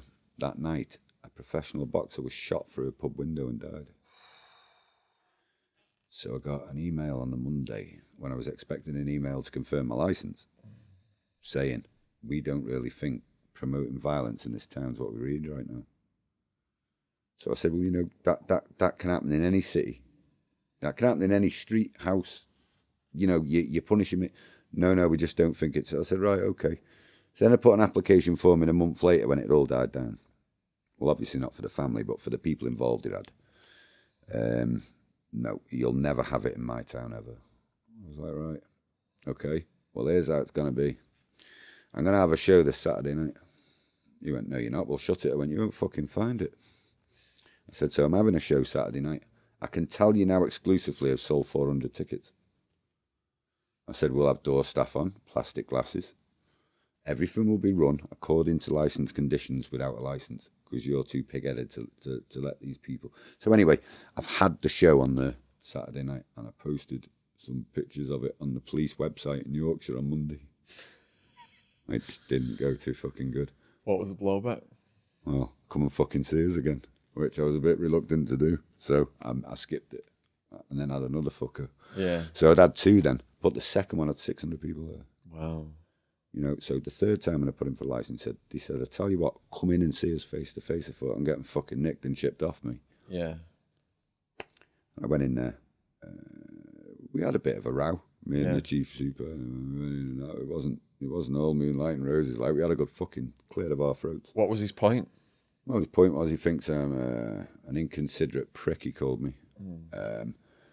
And someone who had been told not to do it, but I'd still fucking done it because I've got no respect for anybody but myself and my pockets, was what he said. Yeah. And my response to that was, I think you're a fucking arsehole. I said, and I think your licensing officer that's just left the room's a prick. I said, and these are the reasons I think that. These young lads I'm trying to get off the street and put in that fucking pit have got serious problems, most of which have just been released from jail. But you don't want them to make something of themselves. You want them to stay in the system. You want them to go down the pub on Friday night and whack someone and you lock them up Saturday because you're a good policeman then. But without bad criminals, you can't be a good policeman. Now, these lads just want to fucking sort their lives out and have a chance at making something of their lives. Well, that's fine, but you'll never fucking do it in my town. So I did it again. I had a third one. Did you post pictures on the police website? Not this time, no. Listen, the one thing I do remember is when I went down and spoke to the chief inspector. He was bigger than all my fucking fighters. Was he? I thought, fuck me. Oh, how big was he? We were about 6'5". Was he? And his fucking arms were like legs. Holy shit. I remember him walking in the room and thinking, I called him a prick Friday on the phone. Oh! They come walking in, he went, so you're Roberts. I thought, well, fuck me, I wish I wasn't for a minute. But he was all right, you know. The big guy, when I first rung him and I spoke to him, and he shook my hand when I was going, he looked me in the eye, went, love a bit of fighting, me. Yeah. So I thought, get in, I've got it. I remember ringing my mate at the time saying, I've got that fucking licence nailed on. Yeah. But then when the guy got shot, I don't think it was so much him, I think he was delivering the message, but I think it was him that had said, we don't want him in our town now with that, after this happening. And Yeah. you know, so anyway, we had the third show, and after the third show, they called me again. And they said to us, right, we're going to look into the legalities. When legalities, they're having them in the O2 Arena. They're having them in the Liverpool Echo Arena. But we can't have one in Doncaster. I don't fucking get it. What have you got Liverpool and London haven't? He's like, well, high violence rates. I went, London dwarfs you. You know, you're talking shit, man. You want to keep these kids repressed. You want to keep them breaking the law, keep your numbers high, you know, keep the commendations coming in. You're nicking good criminals. You're a bunch of fucking wasters, man. Yeah. So anyway, the ironic thing was, I got turned down for the licence and was all set to do a fourth underground show. And then I put a licence in Bradford and fucking got it. They were like, it's 10 mile away. I mean, what's the difference? It's like different police forces. Yeah. Like I say on this channel, there's good cops and bad cops, and it's the same for every profession. There's a lot of people hating on the cops right now, Black Lives Matter, and obviously all law and justice and stuff, and I completely understand that, where they're coming from. But the cop we had on from Glasgow recently, he just the most wicked sense of humour. 4 hours we did with him, and if anyone watches that, I think that's going to change some people's minds. They're going to say there are some good cops out there. Like you said, you know, you probably landed on the desk of some good cops who saw the sense in it. Well, I don't know. I think we did the ones in Doncaster. There was loads of politics with it. Now, you know, I've heard who we touched on before, Mr. French, saying on his Facebook page, change powered by whatever. And well, when I put it to these guys in Doncaster, all they kept saying was there's a big gang culture here and there's a bit. I said, then how are you tackling that? He said, what's it got to do with it? I said, no, listen, I'm not pretending to be a copper. I'll tell you how to be a copper. But how are you tackling that? He said, well, we'll make arrests. I said, well, why couldn't I have a boxing show and say, well, I tell you what, fight these and you get bragging rights. A few quid in your pocket, bragging rights. If you're giving them something to look forward to, they're not going to do the bad things that you want them to do. I said, but my personal opinion, and I stand by it, and I was wrong a few months ago by the latter guy, not the chief inspector, the licensing officer of the police, and was told if his name come out of my mouth again, he would seek legal proceedings. I still think I've got the same view, and I want it. I want to go on record and say, in these areas that are deprived, and it's, you know, they've got to have something to look forward to. If there's nothing to look forward to, they're going to keep committing crimes. It's going to stay a bad area, and the police are going to keep putting them in jail. And that's not. Nobody's being reformed. Nobody's learning their lesson and coming out and not doing that ever again. They're just doing it more careful. You know, so with this, it's something for the average person on the street to be able to make a real good name for themselves. You know, some of the lads I've brought on so far, you know, there's a lad called Jacob Williams from London. Now, you know, you really should get some of these guys. I'm getting them on a podcast soon, and, you know, his story, it would frighten you to the core. Growing up in, you know, suburban London, and the friends he's What's lost, his name? It's Jacob Williams, his name. Jacob Williams. Now he's fighting for my light heavyweight world title on the next show. He's in London, you say? Because we got a Southern studio as well. Yeah, he would be an interesting guy to get him on. Yeah. His story is, it turns your stomach. Was it? He's lost family members, he's lost friends. He really believes the police at the moment are conspiring to keep him down and keep him in jail. He's just done a 28-day lie down now. He's come out just in time to jump back on the bandwagon with Spartan, but... Please put him in touch then. I will, yeah, 100%. But the thing is with him, he's got a story to tell, man. There's things going on in London that you don't... You know, people are easily led by a TV set. Oh, yes. You know, you don't see the real things that are going on in London. You see what they want you to fucking see. And that's the end of it. But this guy's real, man.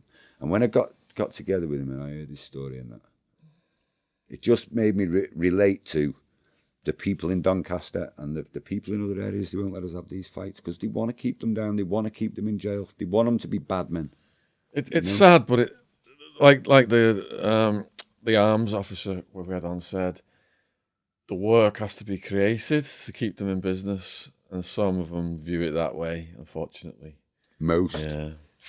That's the problem. Most, like you say, the guy you've had on here is probably one of the good ones. Yeah. You know, but for every good one at the moment, I think there's a lot of bad. Yeah, it's a shame. That's isn't the it? shame, and it's the same with anything in life. You know, the travelling community.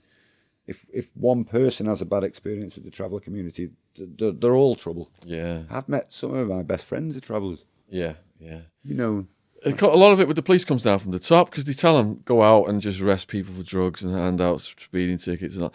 It's turned them into enemies of the public. Yeah. Instead of arresting paedophiles, murderers, rapists, drug traffickers, they're just going after the lowest hanging fruit. It's revenue generation. It's easy reached, isn't it? Yeah, and that's turned the public against a lot of them. Yeah. So, all right, how brutal do these bare knuckle fights get then? Have you got any stories of... One from the last show. Yeah. Including the guy I've just named. Yeah. Jacob. Mm-hmm. That was the first time I met him when he come down from London. Yeah. And he'd come into my group, bearing in mind 15,000 people in it. He's come into the group and went, I'm 12 stone 10. I'm 2 days out of jail. I'll fight any fucker from 12 stone to 20 stone. No probs. I mean, in a bunch of fighting men, that's a big entrance. So the British champion went, I'll fucking fight him. I said, right, okay. I'm not sure about giving him a British title shot in his first fight, but he looked an hard gun anyway. So I got on the phone to him, started talking. He went, yeah, man, I was nearly pro MMA, but then they put me on a 2-year laydown with the police. This is Jacob. I was like, right. He said, I was right on the verge of turning pro. Like. So long story short, he turns up on the night and fuck me, he looked every bit as rough as he did on Facebook. You know, I remember walking over and thinking, this is a proper road man, this. You know, you can see he's lived life, man. Yeah. You know, he's got that look. Yeah. And he got him, man, and he gave the fucking fight of his life. I've never seen anything like it. I mean, still to this day, people come over and go, that fucking fight in your last show, Jacob and Robbie. You could hear the bats going in from 5-6 rows back. Yeah. Bare fist as well. You know, end of round one. And a funny story, I mean, I want to shout out as well, me photographer guy, me camera guy, Jason Marsh, brilliant guy, does a lot of good work for us. I remember we always sit next to each other pit side. We're the closest to the action because I want to make sure the medics are doing everything right. Everything's on board, you know. I just remember looking at him at the end of round one and went, if this doesn't get stopped in a minute, I'm really going to fucking jail, man. This is fucking bad. They both come in at the end of round one. Both had broken jaws. Both had broken hands. Eyes smashed. I was like, fuck me, there's only been 2 minutes. There's another 4 rounds of this. As luck would have it, Robbie come away victorious in the second, but only because you could see the bone in Jacob's chin. Oh! Do you know what I mean? I was like, and it was literally like a letterbox open on his chin. I was like, fuck. I mean, and the same instance of that as well was going back to Decker. Yeah. It's when he fought the second time against Dave Price. Dave got a draw with him in the hay bales the first time out and was shot to, you know, at being a big name. Yeah. The second time we made the mistake of putting in a boxing ring. Decker's a really good fighter. You know, and I didn't think at the time, I just thought, Dave's tough, man. He had him in them bales. And the ring and the pit are different. Decker absolutely fucking battered him. Yeah. But I remember Dave coming back to the corner after round one and he sat down and I had me mate that side of him and I'm getting through the ropes with the water. And I started putting Vaseline on his eyes and I said to him, you're not fucking listening. I'm telling you to slip and roll. And I looked and I could see the fucking whole bone in his chin. Just remember looking out and going, that's it, fuck it. Yeah. Just stop the fight, and there was blood all over him. I was like, fucking, I thought it was Decker's blood. And started putting the Vaseline on him, but then when he turned to the side, and you could see a greeny, bluey bone thing all the way down. Not clever. So in boxing, did they stop it at a certain level? What's the decision criteria for this? First one I say, bare knuckle boxing way more safer than gloved. Yeah. With gloved, you can keep that pressure on for 12 rounds, 36 minutes, hitting to the head. Brain damage. Cuss it brain. With a bare knuckle fight, if you hit someone twice on the eye, unanswered, their eyes wide open, ref stops it. That's that. I see. Okay. So the damage, the chance for damage is minimal, really. If they get cut above the eyes, and it's running in the eyes, it's got to stop. Yeah. We've just brought a function in now. We're the first to do it, which was a bit of a brainchild of mine. Was we've got medics around the pit now. Now, if the fight's ferocious and a red towel comes in, the fight hasn't stopped. It's just stop to have a look at the damage. Yeah. And then if everything's okay, it starts again. If it's not, it stops. But it's a unique safety feature that we felt we needed. You know, because waiting until the end of the round in bare knuckle could be fucking catastrophic, you know. What's the audience like? What's the atmosphere like? I remember my karate black belts. They took me to some fight thing in London. And when I walked in there, it was like, I just felt like that testosterone charged atmosphere like you feel in You can prison. taste it, can't you? Kind of like puts you on edge a bit. You're like thinking something could just go off at any moment. Is that what it's like? Is it predominantly men that go to watch these? Not now. It was at first because we were in muddy fields with a circus tent. Yeah. I'd in from people, but now our last show was at 4-Star Hotel in Bradford. Yeah. And pay-per-view around the world. Pay-per-view, yeah. So it was the first time in the history of Spartan I've seen just as many women as men. Normally it's, you walk in that circus tent and they're chewing the paint off the walls, you know, testosterone smell, and everyone's anticipating to get in. But it was more relaxed the last show. It was more of a nicer surroundings, and the women. Do you prefer it a bit more relaxed? Yeah. Yeah. Yeah, I'm a shithouse, me. Like. Do you know what I mean? Because my adrenaline was going like crazy in the atmosphere. I was like, whoa. But when we had one of the shows in the field, the reason why I'm always apprehensive is we had it underground in Doncaster to prove a point to the Doncaster people that, you know, we can do it. And I remember a lad coming over to me at the end of the second show and saying to me, "How have you done this?" And I went, I don't follow you, mate. He said, "Well, see them lads over there?" I said, "Yeah." He said, "And them there?" I went, "Yeah." He went, "They were shooting each other on the estate last week and now they're at the same show." I went fucking green. I just thought, I need to get out of here quick. But anyway, it's bringing people together, man. It's giving them something to both enjoy, you know? Like Ecstasy did with the hooligans. Pretty much. Yeah, that's good to hear. So, does it attract a lot of like gangsters come and watch this? Not like known gangsters. Is it a thing that they frequent? VIP tickets and all that thing. No one gets a free fucking ticket off me. Give a fuck how important they think they are. No, on a serious note. Yeah, I've met some characters along the way. Most of them have been on Danny Dyer's Deadliest Men, I think. What a few of them on the podcast, yeah. So they like to come along and watch this kind of thing, do they? Yeah, well, one of my referees is Ian Butlin. The Butlin brothers were on. Yeah. Danny Dyer. I met them. Stephen's obviously been a few shows. Sounds like you've got a few potential podcast guests for us. I've got loads. So yeah, at the moment we've got a meet and greeter called Norman Buckland, who's the governor today. Yeah. He's just crowned Gary Furby actually as the governor for winning his fight. So we get him working for us and a few bits and bobs. Yeah, we've got there's faces that come that don't want to be named. That just like to come and have a night out, you know. There's always I think I had a vision a while back and I was trying to take it away from that scene and take it more posh and upmarket. But listen, it has its place. And the people, the faces of the underworld, of course they're going to enjoy that sport. Yeah. Of course they are. Yeah. You know, it's what they're about. So, yeah, no, it's all like that. I mean, we've got the Sayers family. I know there's a film being made about them. Yeah, I've just done the audio books for them. And also we've had Sayers on as well. That's in the True Crime podcast. I think Stephen is coming to my Newcastle show. Yeah. I've never met them. Hell of a gripping story. Yeah, I've heard a lot about them, and Gary talks highly about them, and I've never met them, but I'm looking forward to meeting them. You know, I love meeting new people. And I never judge. Yeah. You know, if someone says to me, "Oh, you know, he's a bad person," listen, I'm meeting him now, and that's how it is for me. So you're making alliances with some big names, and earlier you mentioned about death threats and stuff.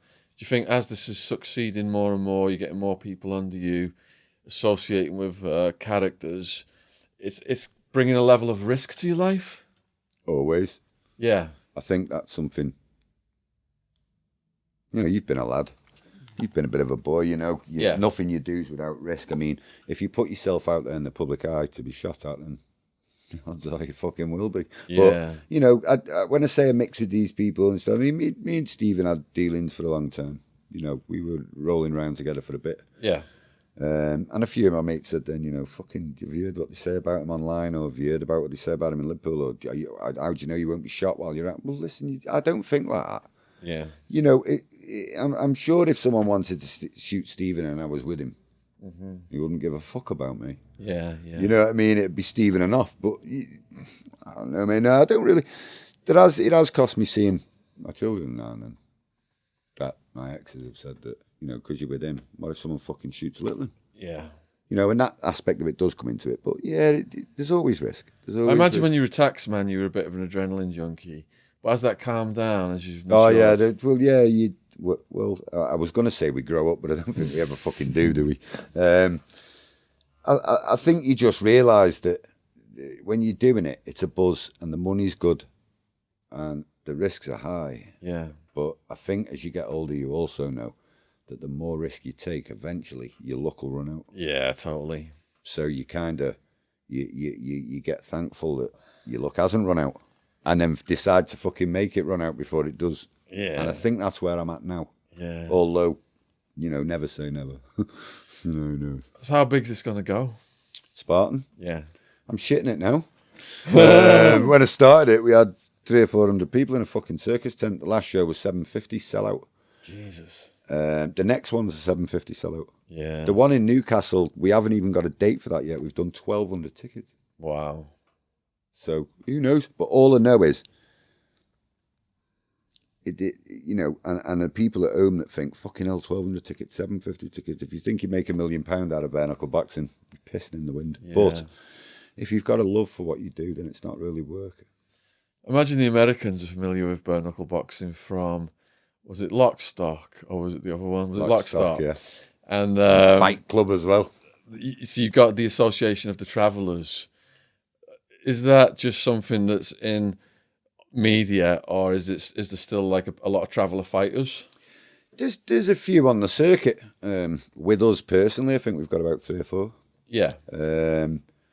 I think the thing to remember about travellers is they kind of fight for family name and honour. Yeah. They're not really into fighting for money in a ring or a pit for prize fighting. I So think when they fight... would you say that makes them more motivated?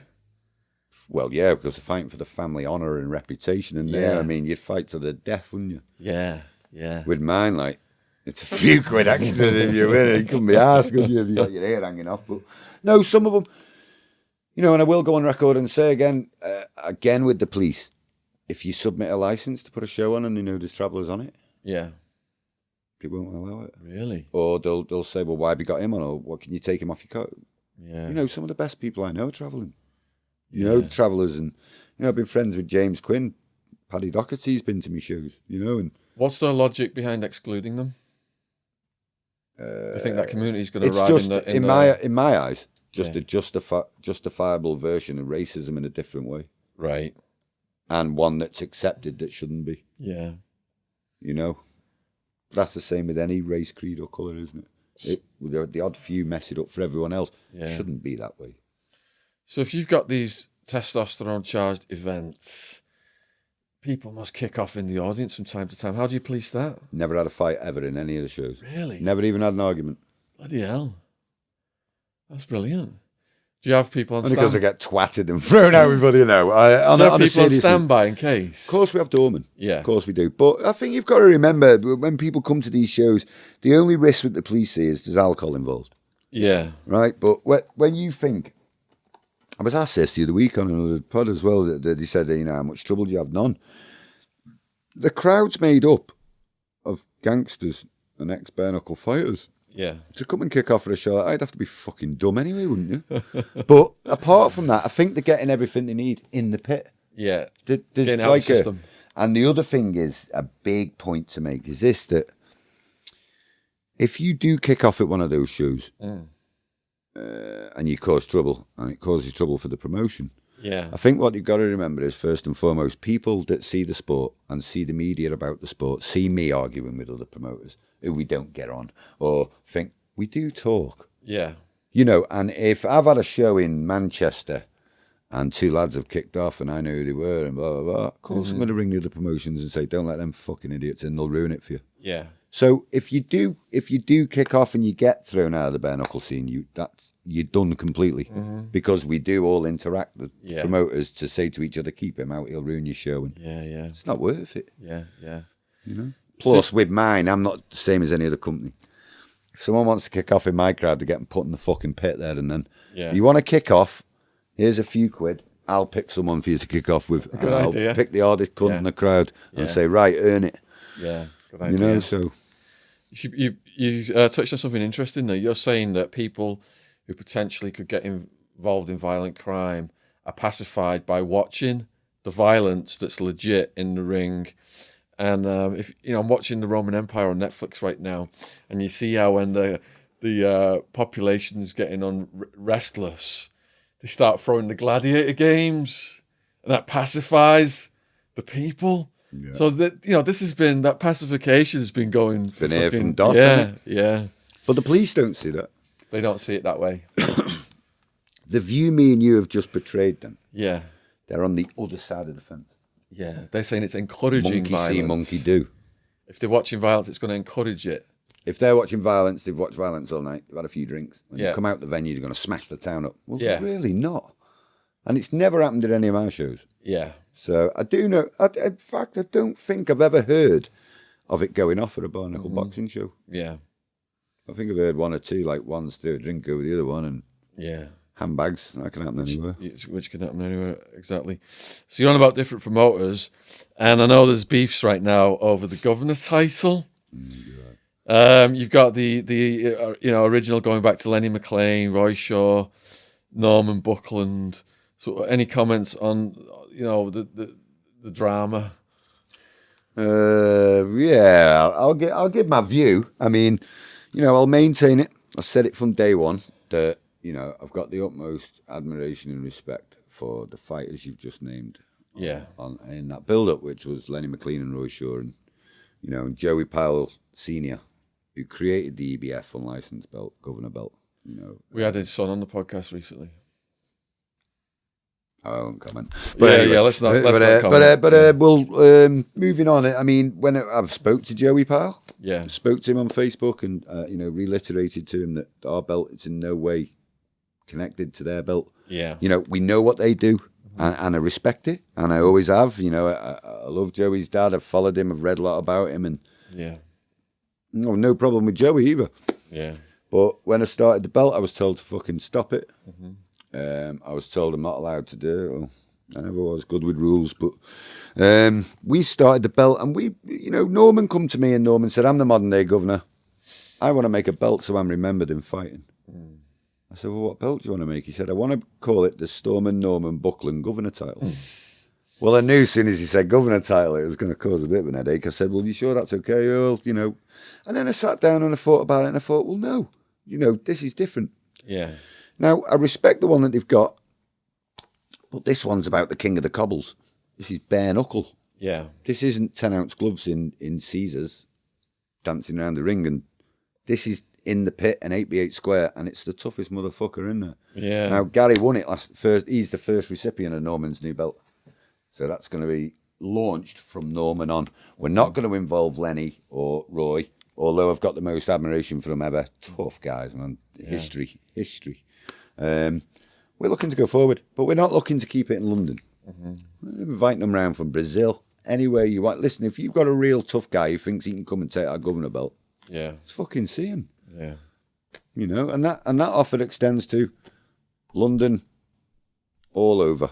Whoever's the toughest man on the day will win that belt and go on to be the governor, And at the moment, Gary Furby's got it. So, like I say, to recap, although I've got the most admiration ever for the history that the EBF belts stooped in, and the people that have held it are amazing. This is a different breed. These boys are fighting with nothing on their hands, and they're looking to decapitate each other. yeah. So this is a different belt, man, and it's already got so much punch in America and that as well already. Have you got any funny stories from this line of work? Plenty of funny stories from this line of fucking work. As opposed to fighters or just shows, or I'll tell you a funny one. When we had the underground show in Doncaster, it was a funny one.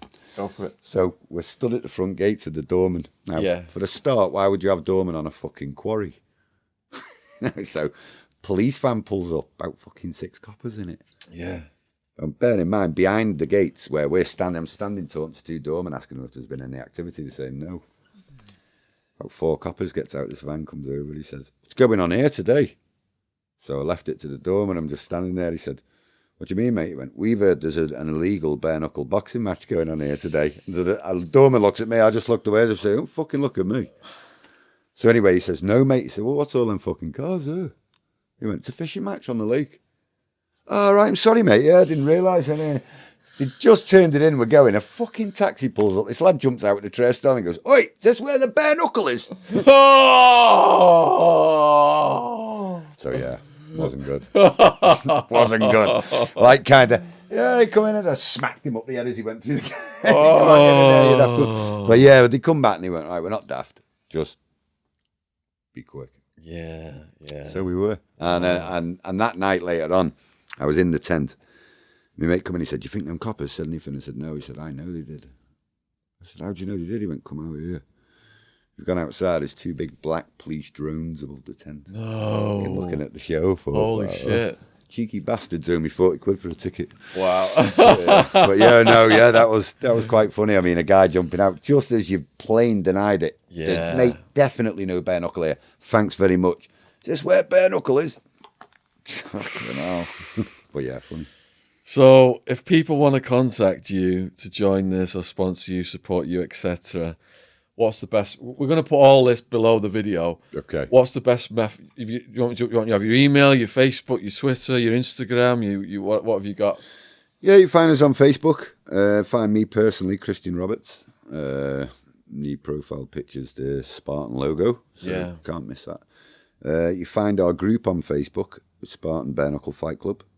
Same on YouTube. Yeah. On Instagram, it's Christian Roberts 29. Okay. That's it, really. I don't know who works me Twitter or anything. I'll text you my email, and if you could email the hyperlinks, because we put all the hyperlinks right below the video. People just bam, bam, bam. They'll be clicking on your stuff left and right. How can they get a hoodie? How can they get a hoodie? Yeah, we've got Spartan Wars clothing on Facebook as well. I mean, it's all in the group. I mean, Like that. It's nice. you like it? We'll get one out to you. Oh, listen, I forgot to tell you as well. There's 2 tickets there for you and your pal. Oh, holy shit, man. How's Oh, that? that's The brilliant. date or the venue's not right on it because COVID's about, remember? Wow. So, but This is for me and Wildman then. Yeah, I'll text you the address and that later. Holy shit, thanks. Off air, of course. Really appreciate that. What colours are the hoodies in? I'm gonna get one of them. Anyone you want. Yeah. We'll sort you one out when you come. Yeah. Definitely. It's really But, nice. I like the grey and the red contrast. What you do? Yeah. Well, to be honest with you, I only had this made yesterday to come here. Really? Well, yeah, I didn't know he'd made it, but he'd Yeah. made it and sent it me and went best foot forward to them. So I'm the only guy you know who can own a company, own the clothing brand and everything, and can't get a T-shirt on time for a show. Well, there you go. That's a true story. So we like to finish with a good message for the young people watching this. We've got a lot of young watchers. And, perhaps some of them are carrying knives. They're tempted into that lifestyle. What would you say to those young people? Don't do it, man. Do something constructive with your lives. Go out, find what you're good at. It's not going to be selling drugs and it's not going to be attending funerals, So find something you're good at. If you've got that urge to fight, you've got that urge for crime, come and see us. You never know. Not everybody can fight. But, you be part of something. We're spreading a word here to put down those weapons. Better yourselves. The police want you to be where you are. Break out, man. Don't be afraid to break out and go forward. And if you are selling drugs, imagine you got a taxman like Christian shows up with a fucking machete. You jump off your sofa and bam! Machete stuck in your shins or whatever it went. And that's going to stick with me for the rest of the day, the image of that. It stuck with the lad that was working with me as well. I've never seen him since. I don't think he liked it much. So if you're thinking drugs is glamorous, it started out as glamorous for me, but it crosses over into the dark side, and those consequences, machete in the shins, Albanian mafia showing up, taking your eyeballs out. And even if they don't happen, you're going to pay a huge price of spending years in prison. All that fast money you made, it's gone. You could have got a normal job and made more, just slow and steady progress in life. You think it's glamorous until you're in a cell and Purple Aki's your cellmate and you're calling home and saying, got to get me some bail money because I'm facing decades in prison. Your parents' hearts are broken. Or you're in a container. Or you fucking kidnapped in a container and day 3 comes, and that debt isn't paid, and you're taking 2 to the head and getting buried somewhere. It's hardcore. It gets hardcore. That's the level it's at these days, because the illegal black market in drugs is just completely out of control. It's like the Al Capone days in alcohol prohibition. It's here now, all over the world. And the government isn't stopping it. They're keeping it going because they're making money from locking people up. So, yeah, young people, these private prisons look at you. If you're dealing drugs as suckers, the police can arrest to keep them in work and put in these private prisons that get 60 grand a year of taxpayers' money. It's just one huge industry and shakedown. Don't let them get you in that position. Be smarter than that. And huge thank you for Christian for coming on. If you've enjoyed this, then please let us know in the comments. I mean, the work Christian is doing is so important. Please go down in the description box below this video and click on his stuff and support his work. And huge thank you to all the people who've subscribed. We're just shot up over 550,000. We're just racing up right now. That's crazy. Subscription logo is in the bottom right-hand corner. It is free to subscribe. Enables us to get more stuff done. Huge thank you to people who've donated so we can film these podcasts in recording studios with cameramen, sound engineers. Donation links in the description box, as are the links to all of our socials. If you want to send us a message, if you've got guest suggestions, everything, the direction this channel is going in is because of you guys. You've suggested all our guests, you've suggested all our topics, and it's really working out because the viewership and the subs are just absolutely skyrocketing. So really appreciate all your love and support. All right, man, give us a hug. That was absolutely phenomenal. Yeah, man, nice one for having us on. Yeah, mind blowing. Really.